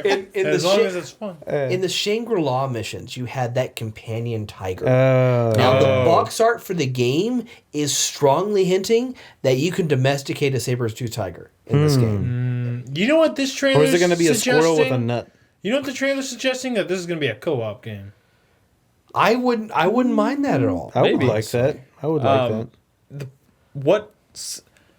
I am very excited for this, mostly because mostly. I'm sorry, I pronounced that weird. Mostly because, first of all, I love Far Cry. Second of all, like I think it's really cool that they're taking suggestions and like listening to those suggestions as far as what.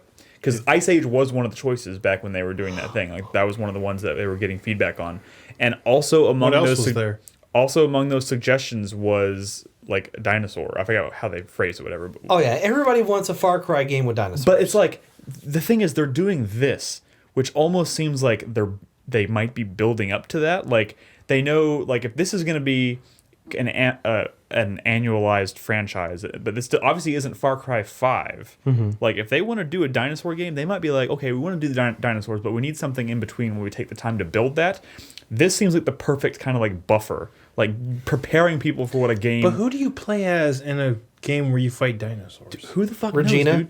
Who the fuck knows? Somebody from the future? The thing is, Far Cry has become a little bit like Assassin's Creed in that they can literally jump anywhere they want. They can make up their own this place. game, They you're only can- saying that because they're doing it. In theory, any game could do that. Well, if but- you look at this game, it seems like the assets are very similar from Far Cry 4. They're they just remapped the Which is why- elephants into mammoths, the tigers into saber tooths, bow and arrow, spear, so a lot of it Yeah, it probably bamboo was cop, the tech looks the yeah, same. exactly. It wasn't a lot very difficult. So what's Nick saying could be true is they're putting this out in the meantime. I don't know why they maybe didn't do it as almost like a Blood Dragon DLC type thing. It feels Well, more maybe like a it's standalone. maybe it's bigger expansion. in scope. I mean, Far think Cry. that's better. It's, I could still. I would love. a I would- standalone expansion. I yeah. would love like a dual pack that has Blood Dragon and this in one pack, but because that game was awesome. I would love to play that game again. Far too. Cry Adventures. The point is, and of course you're right, Brad. But the thing is, like when Far Cry started, like Far Cry 1, 2,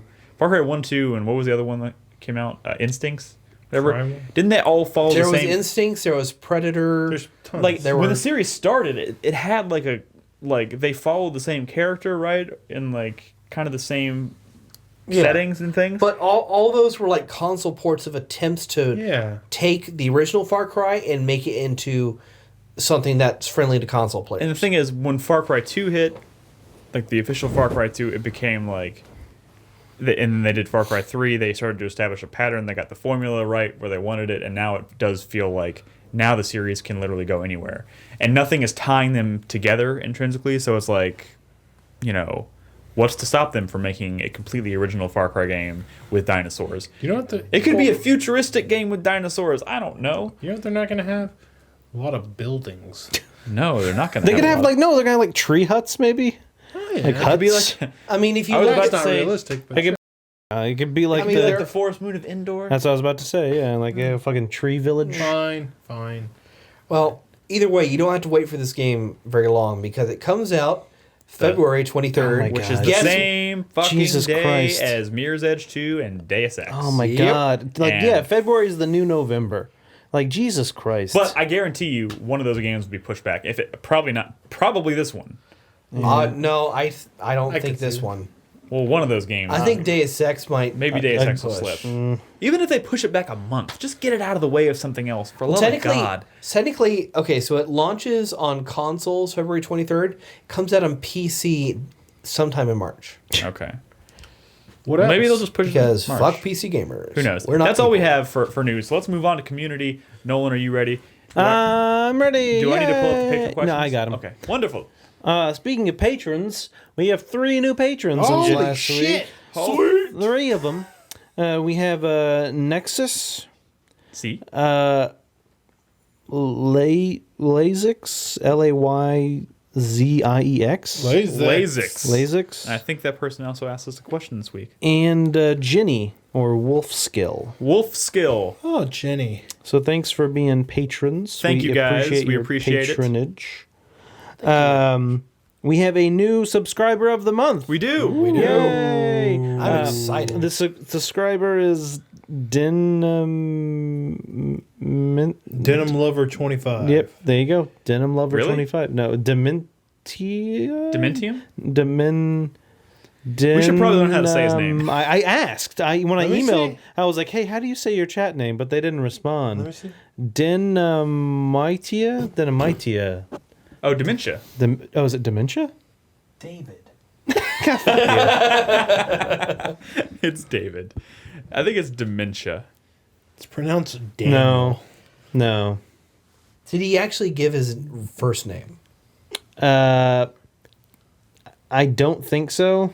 Oh, for the love of God. It's let's just call him dementia. So yeah, and no, move on with he our gave lives. his first name. It's Joe. Okay, we'll call him Joe. Thank you, Joe. Thanks, Joe. You're our subscriber / supporter of See, the that month. was so much easier. He said, "Don't use my real name." And Who's from Kincaid, West Virginia? Chris Thacker. Chris Thacker from Kincaid, can't West believe how long Virginia. that is He's running stuck. for mayor. Chris Thacker.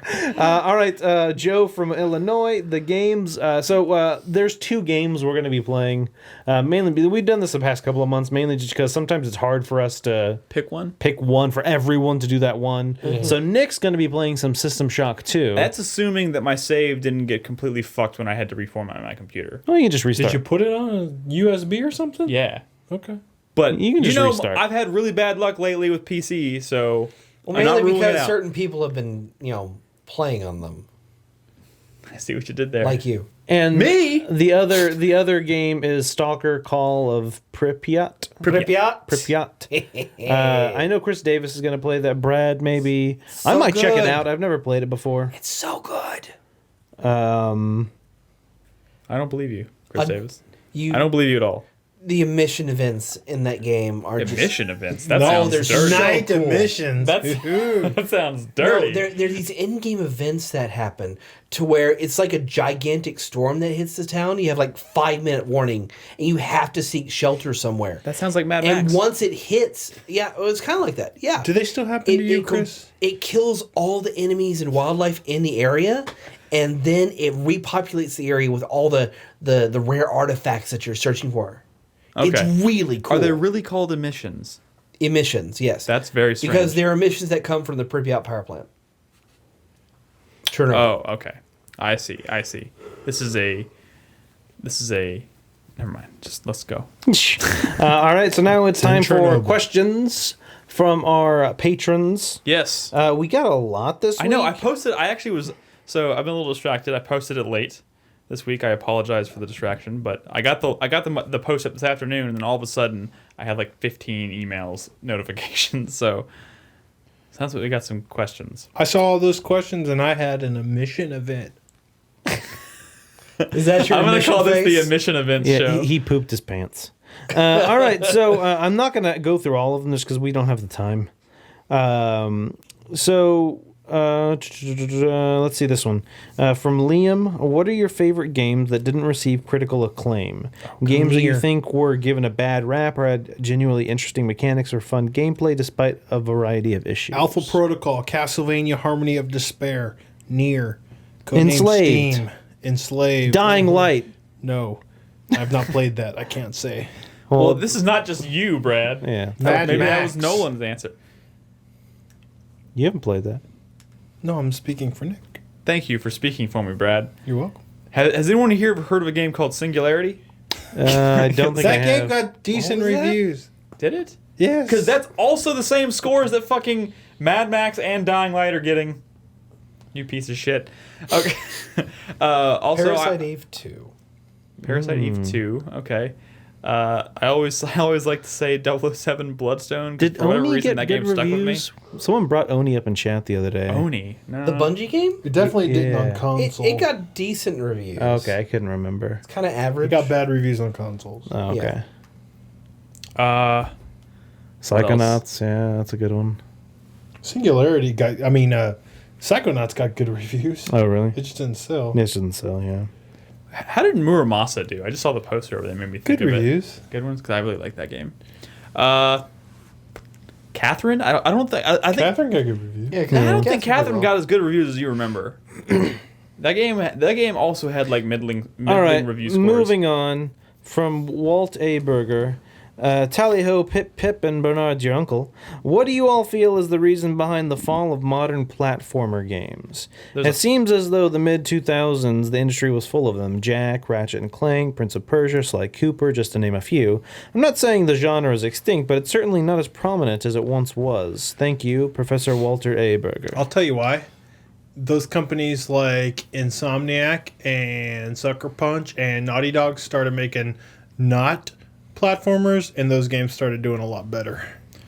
The thing is, the funny thing is, the games that they moved on to making had elements of those platformers. Like they still had a lot of them, if not all of them that I can think of, had have platforming elements in them, but in a completely different setting and a more realistic, like modern action setting. So yeah, I think it's one aspect of it is that platformers, not everyone likes them. While they can be great, non-platforming games have a little more broader of an audience can enjoy them. Yeah. You know, a game with a story and, you know, in-depth characters. Not saying a platformer can't have that.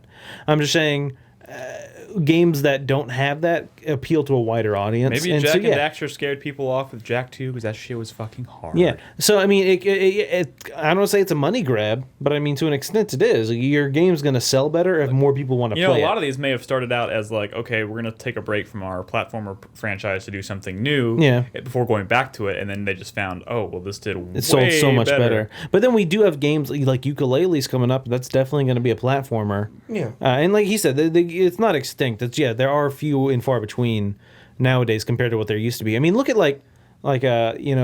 Mario 64 was a fucking fantastic platformer. And how many Mario platformers have there been since that? The reason I think one of the reasons I think maybe they went away is just because, like the audience that loved video games back in the day, they grew up while the young people just moved on to mobile devices, like on their phones and shit. I mean, in that aesthetic has kind of gone out of style. Like animal mascots aren't cool anymore. Now like realistic games are, and doing a realistic platformer would just be weird. Like imagine Nathan Drake spinning around like Crash Bandicoot or something. That's just weird. Doing like a backflip cartwheel like Mario, like wall jumping. Yeah. No, I know what you're saying. Yeah. I think that's one of the reasons. Sorry, Chris. One of the reasons. What's the Insomniac Electricity Dude game? Oh, Infamous. Infamous looked a little weird at first because he kind of looked like a raccoon. He kind of looked like Sly Cooper with the way he was like jumping around. And he has a Sly Cooper logo on his backpack. Yeah. I mean, I was gonna say it also doesn't help that, when 3D platformers were in their prime, they became completely oversaturated. They were just every fucking where. And I mean, oh god, it felt like there was at least 20 coming out a year, and it was nuts. Tak and the Power of Juju. Ty the Tasmanian Tiger, which just came out on Steam. Ty the Tasmanian Tiger 4. Yeah. What? Yes. I mean, there were so many.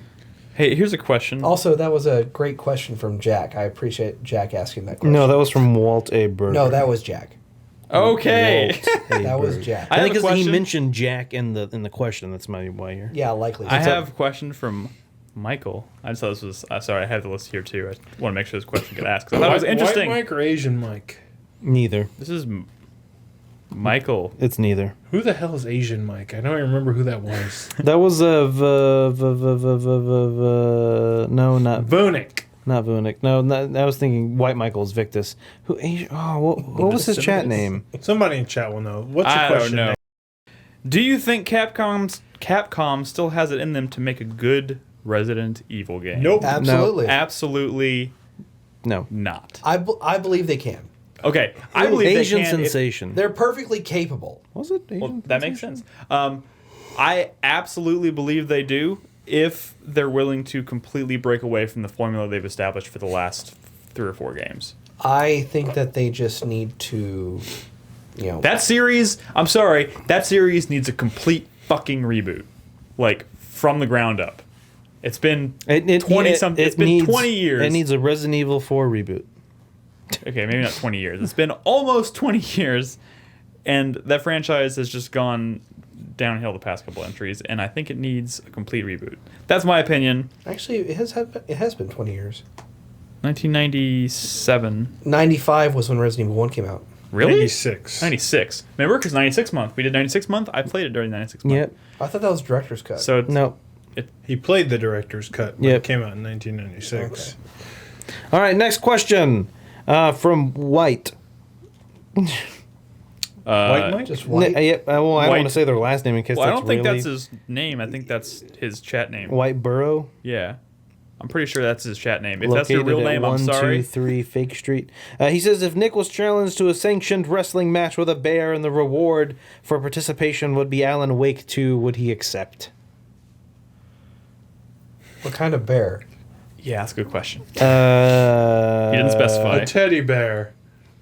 No, like he means like a bear, like the gay guys that are really like have like really big and like bushy beards and stuff. They're bears. Oh Like my Zane god. Keith. Now, Yeah, like Zane Keith. The problem is he asked the wrong question because the answer to this question I would have to say is probably not. What about Singularity 2? No. you're saying the wrong games. Final Fantasy 9 2. No. Come on. What is the game? Silent Hills. Thank you, Brad. Silent Hills. That is probably the only game in which I would wrestle Silent a bear. Hills. Well, that's Two. not a real You game. maybe shouldn't wrestle a bear. There was another question on here that I saw that was related to Konami and Silent Hills. Where the hell did it go?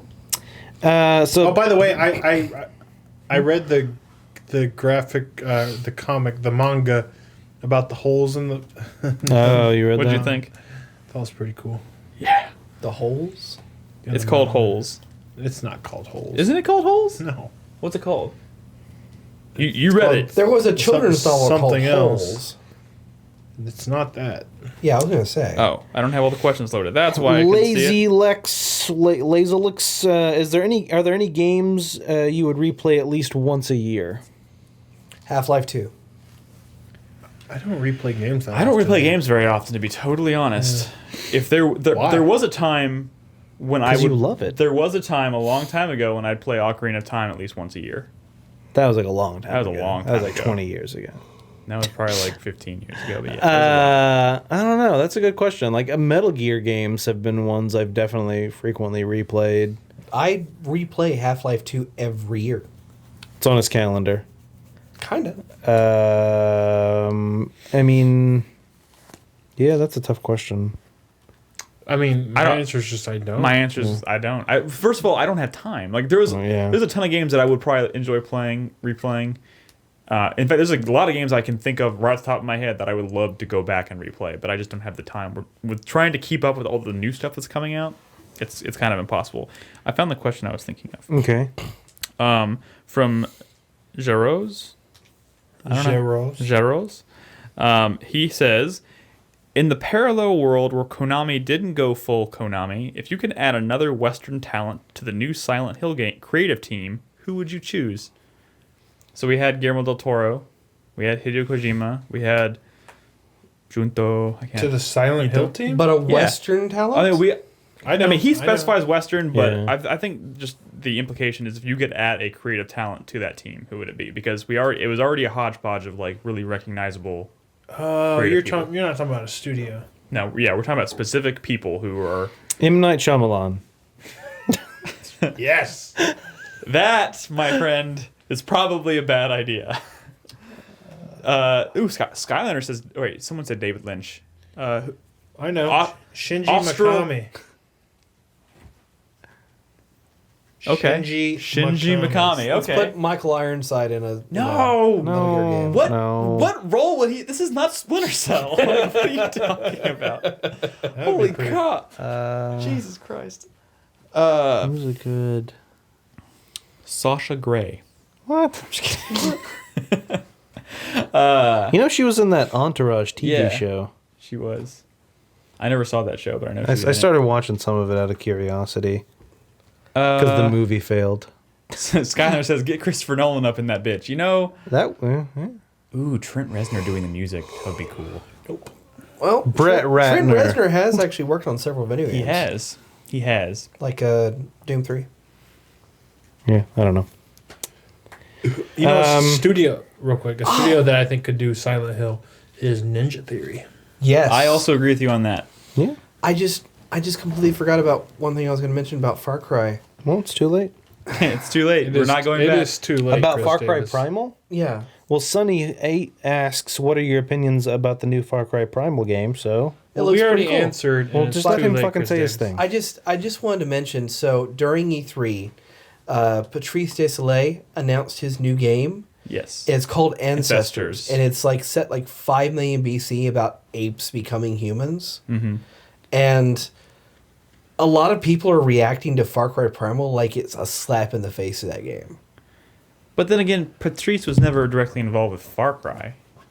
No, he was always. But have this title announced and releasing, just but they're not going to be the same game, and it's not like no, they're not. It's What not if like the language thing was part of it? The language thing. well, we still don't even know what they're doing with it. Who knows? I don't know. Did anybody see if Patrice tweeted anything after this announcement was made? That would be interesting to go. All right, moving on. Look at another question from Walte Berger. If you understood Japanese and could read it, what would be the first non-localized game you would play? Ooh, The Cowboy Bebop game. I would play like several Evangelion games. I would probably play Fatal Frame 4. Oh, and several Macross games. Because For me, it would be a very story-driven game that didn't already get a translation. That's tough. Oh, I know what I would want to see how the Left 4 Dead and Half-Life 2 arcade games played. What? They made Why games. does that even need to be translated to play? But they made it into arcade games. That's the thing. When does an arcade game ever need to be translated? I know. I want to know. What's up, Brad? the Suikoden visual novels. All right, moving on. games? All right, yeah, moving on. Miklopa asks, Miklopa.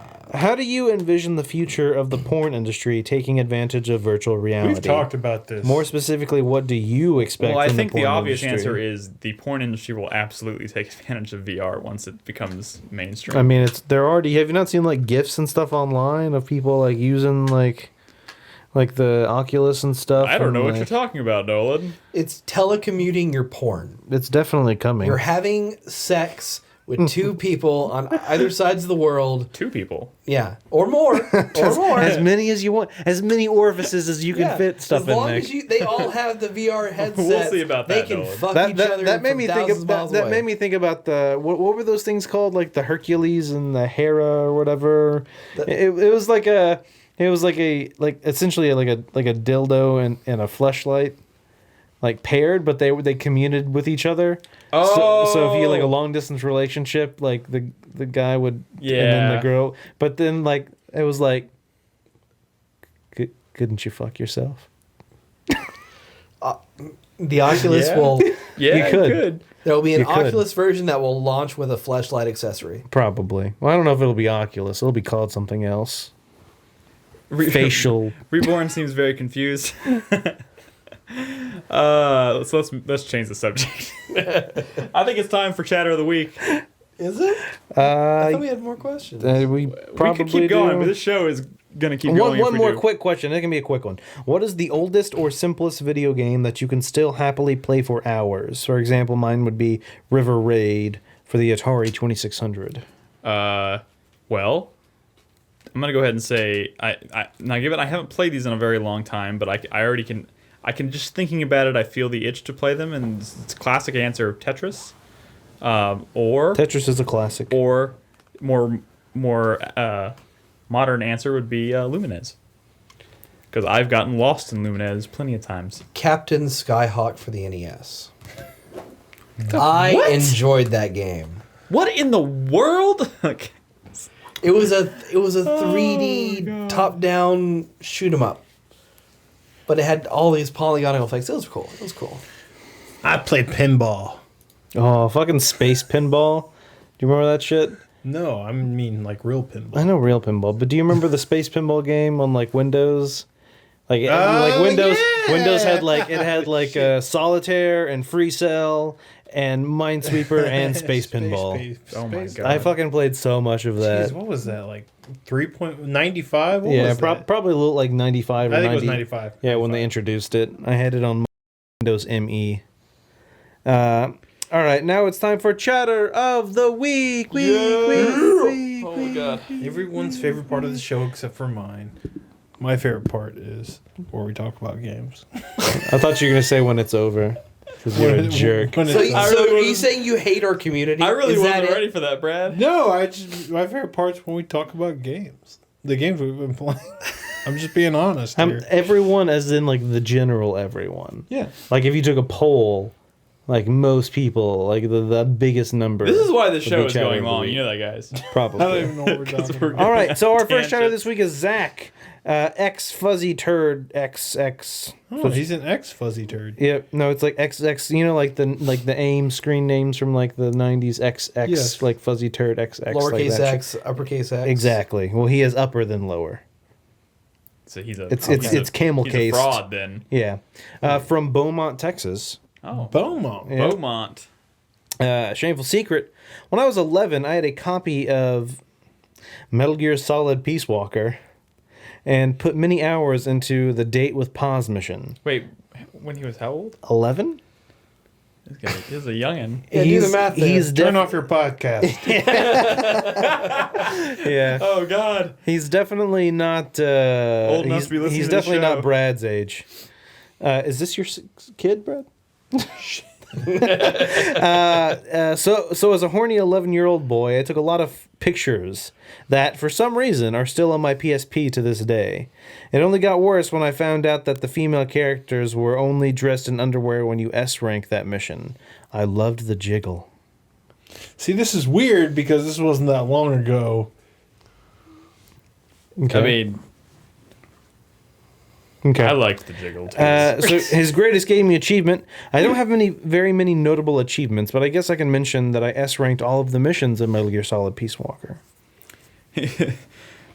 Top 5 games of all time. Metal Gear Solid Peace Walker.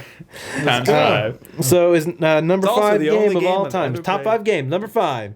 Kingdom Hearts. 1. Dream drop distance. 357 over 2. 358 over 2 or something. I don't. Kingdom Hearts. Number 4. Metal Gear Solid. Peace Walker. 3. It better be Peace Walker. 1. Metal Gear Solid 2. Sons of Liberty. What the Huh? All right, we'll Played stick- when he was 4 years old. Number 3. Metal Gear Solid Peace Walker. Peace Walker. 3. 3. Go, what the Snake fuck? Eater. Okay, it was gonna be in there. Number 2. Metal Gear Oh Solid. my God. Peace Walker. Rising. Metal Gear Solid 4. Peace Walker. He says this introduced him to the franchise. And his number 1 game of all time. It's Metal Gear Oh my Solid God. 1. Splinter Cell. Fuck Metal Gear. Dragon. Yes. Dragon Quest 8. Wait, what was it? Dragon. Age Origins. Ball Ultimate Fighting 22. I don't know. Dragon Ball Z Budokai 3. What? I was the closest. He's a diehard Dragon Ball fan. Oh, we already know who Nolan's gonna Does he pick. not play And he says Rigged. send nudes. I don't think you're old enough for us to be sending nudes. This podcast is Also, rated that's not how this immature. works. Yeah. I'm pretty sure Nolan would go to jail.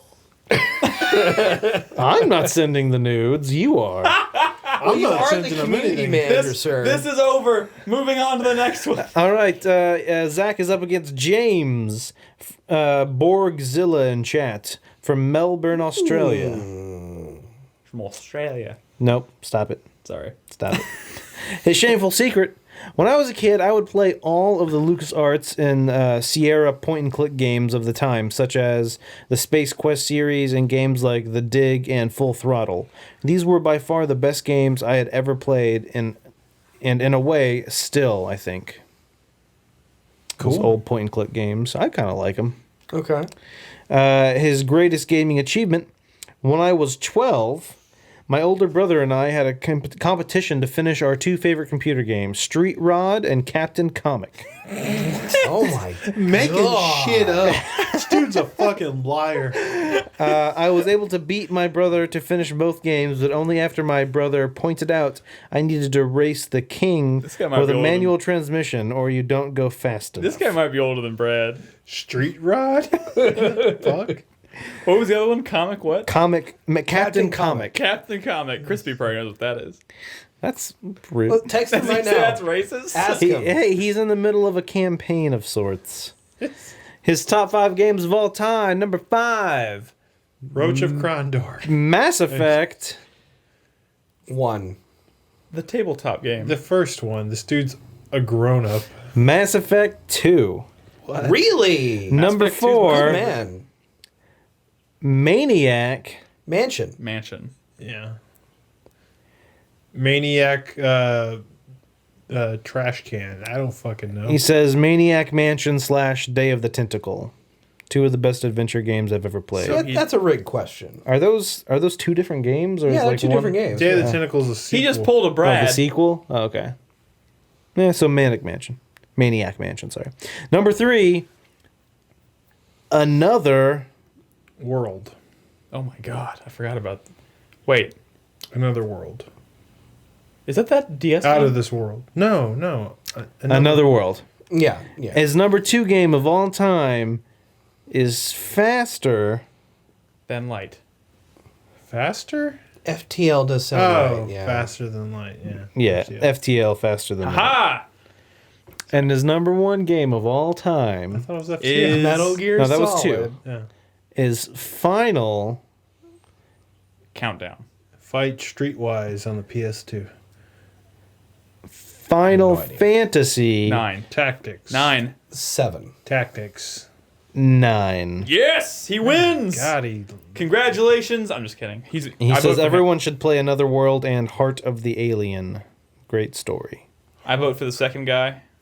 That's my vote. What's his name again? James or Borgzilla? Can you run down the Borgzilla thing for from me? Melbourne, You're right, sure. Australia. Fuzzy Turd, horny 11-year-old with Peace Walker. Beat Peace Walker a lot.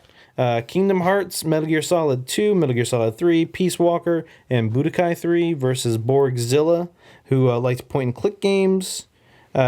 Beat his brother in some made-up games. And his top 5 games were Mass Effect 2, Maniac Mansion, Another World, FTL, and Final Fantasy 9. I'm going to go with Borgzilla. I go for Borgzilla as well. The FTL mention, I appreciate it, you know? Mass Effect 2, I like that he picked So that one. that's a game that I can go back and play anytime. You can just pick that FTL? shit. Yeah, that game's so fucking good. Yeah. Having 3 Metal Gear games in your top 5 list. Hey, now you can have I don't know. 5. All right, so congratulations, Borgzilla. You are this week's Chatter of the Week. Yay! Woo! If you want to be Chatter of the Week, all you got to do is go to 4playernetwork.com, click on the Chatter of the Week button, enter your bananas, and you too could be Chatter of the Week. I think no one's getting sleepy. Think you're getting... Or maybe that's Never me. mind. I'm not even going to say it. All right, let's wrap things up with the 4-player minute. I'll go first. What's the 4-player minute, Nick? Oh, that's a joke. I know what it is. It's the fuck of the show.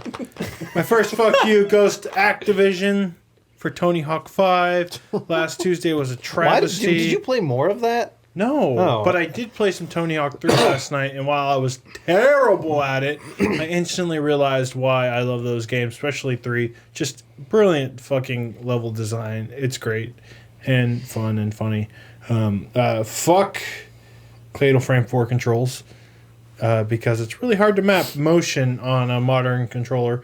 Fuck Nintendo for not making Advance Wars anymore. Fuck Square Enix for not making Front Mission anymore.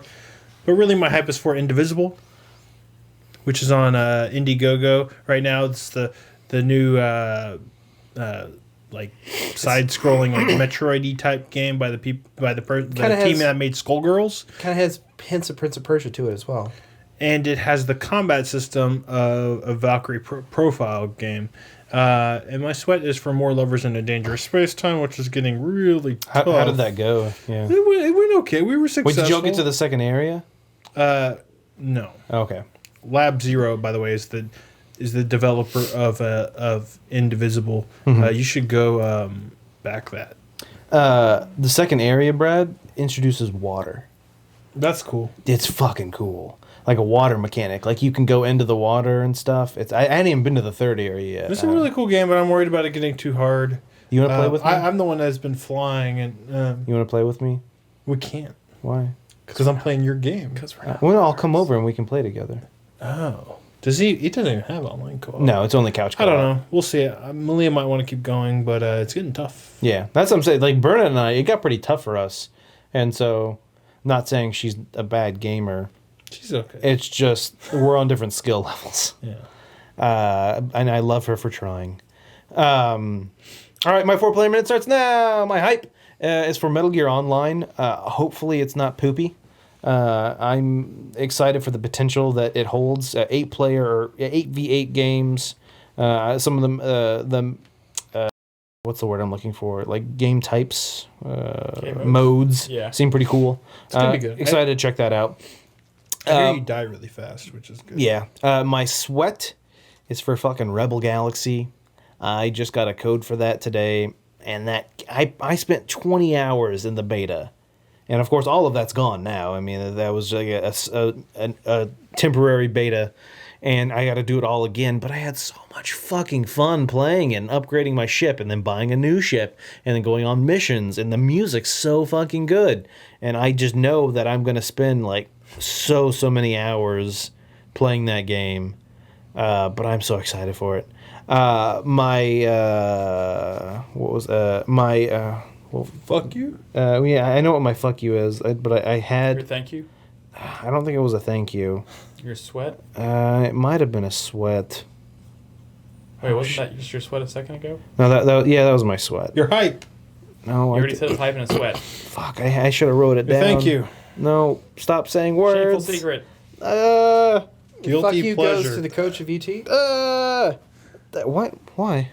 because they lost terribly over the weekend. He didn't play the game. It's the players that Oh, are God. terrible. We're not anyway, talking about football. Anyway, We're talking about practice. moving on. Fuck. I know my one of my fuck you goes to Konami with this stupid fucking microtransaction bullshit. Insurance. Yeah, it's Suck it, it's, then some. it's so dumb. And I guess my shame. I'm probably gonna play some Uncharted collectors that it comes Did out. you buy it? Yeah, I got it. Have you tried any of it out yet? Well, it comes on Friday. Oh, I thought it was out already. There's a demo, and I played the demo. How was it? It's pretty good. It looks nice. It plays nice. The frame rate's great. Is it all on one disc?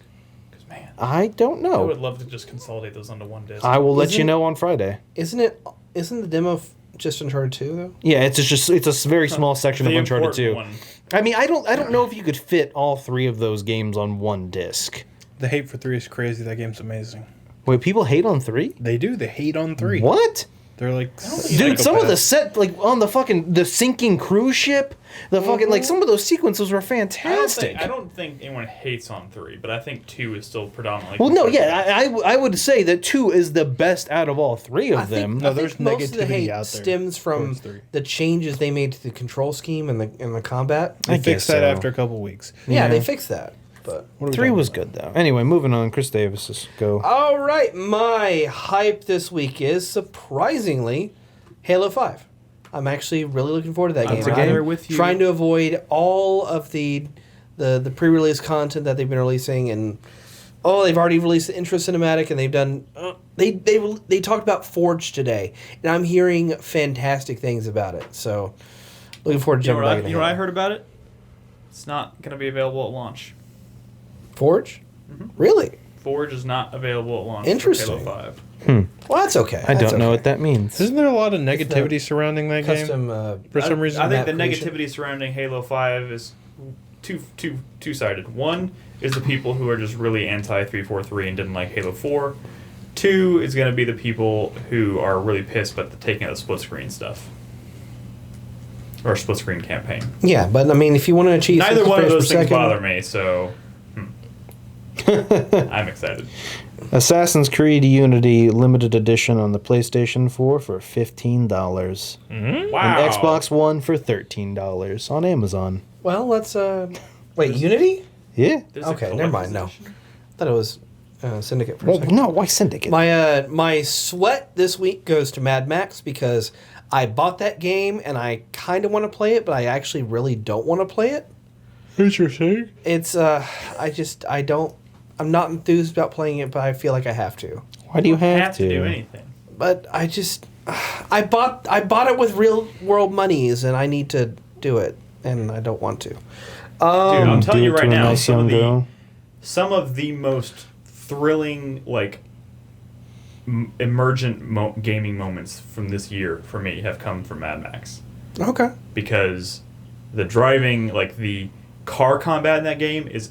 It is, by the way, you know what? Sorry. Are you talking about Mad Max again? I just want to say right now, my fuck you of the week goes to Avalanche for not putting in some kind of competitive multiplayer deathmatch in that game, because it is made for a car combat, like arena death.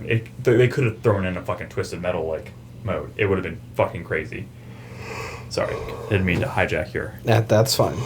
Had My it off the chest. thank you this week goes to a undisclosed game store here in Austin who happened to have a complete inbox copy of Desert Strike for the Genesis for $20, and that's what I picked up this weekend. I'm very happy about it. So how many copies of that do you own now? I own 3.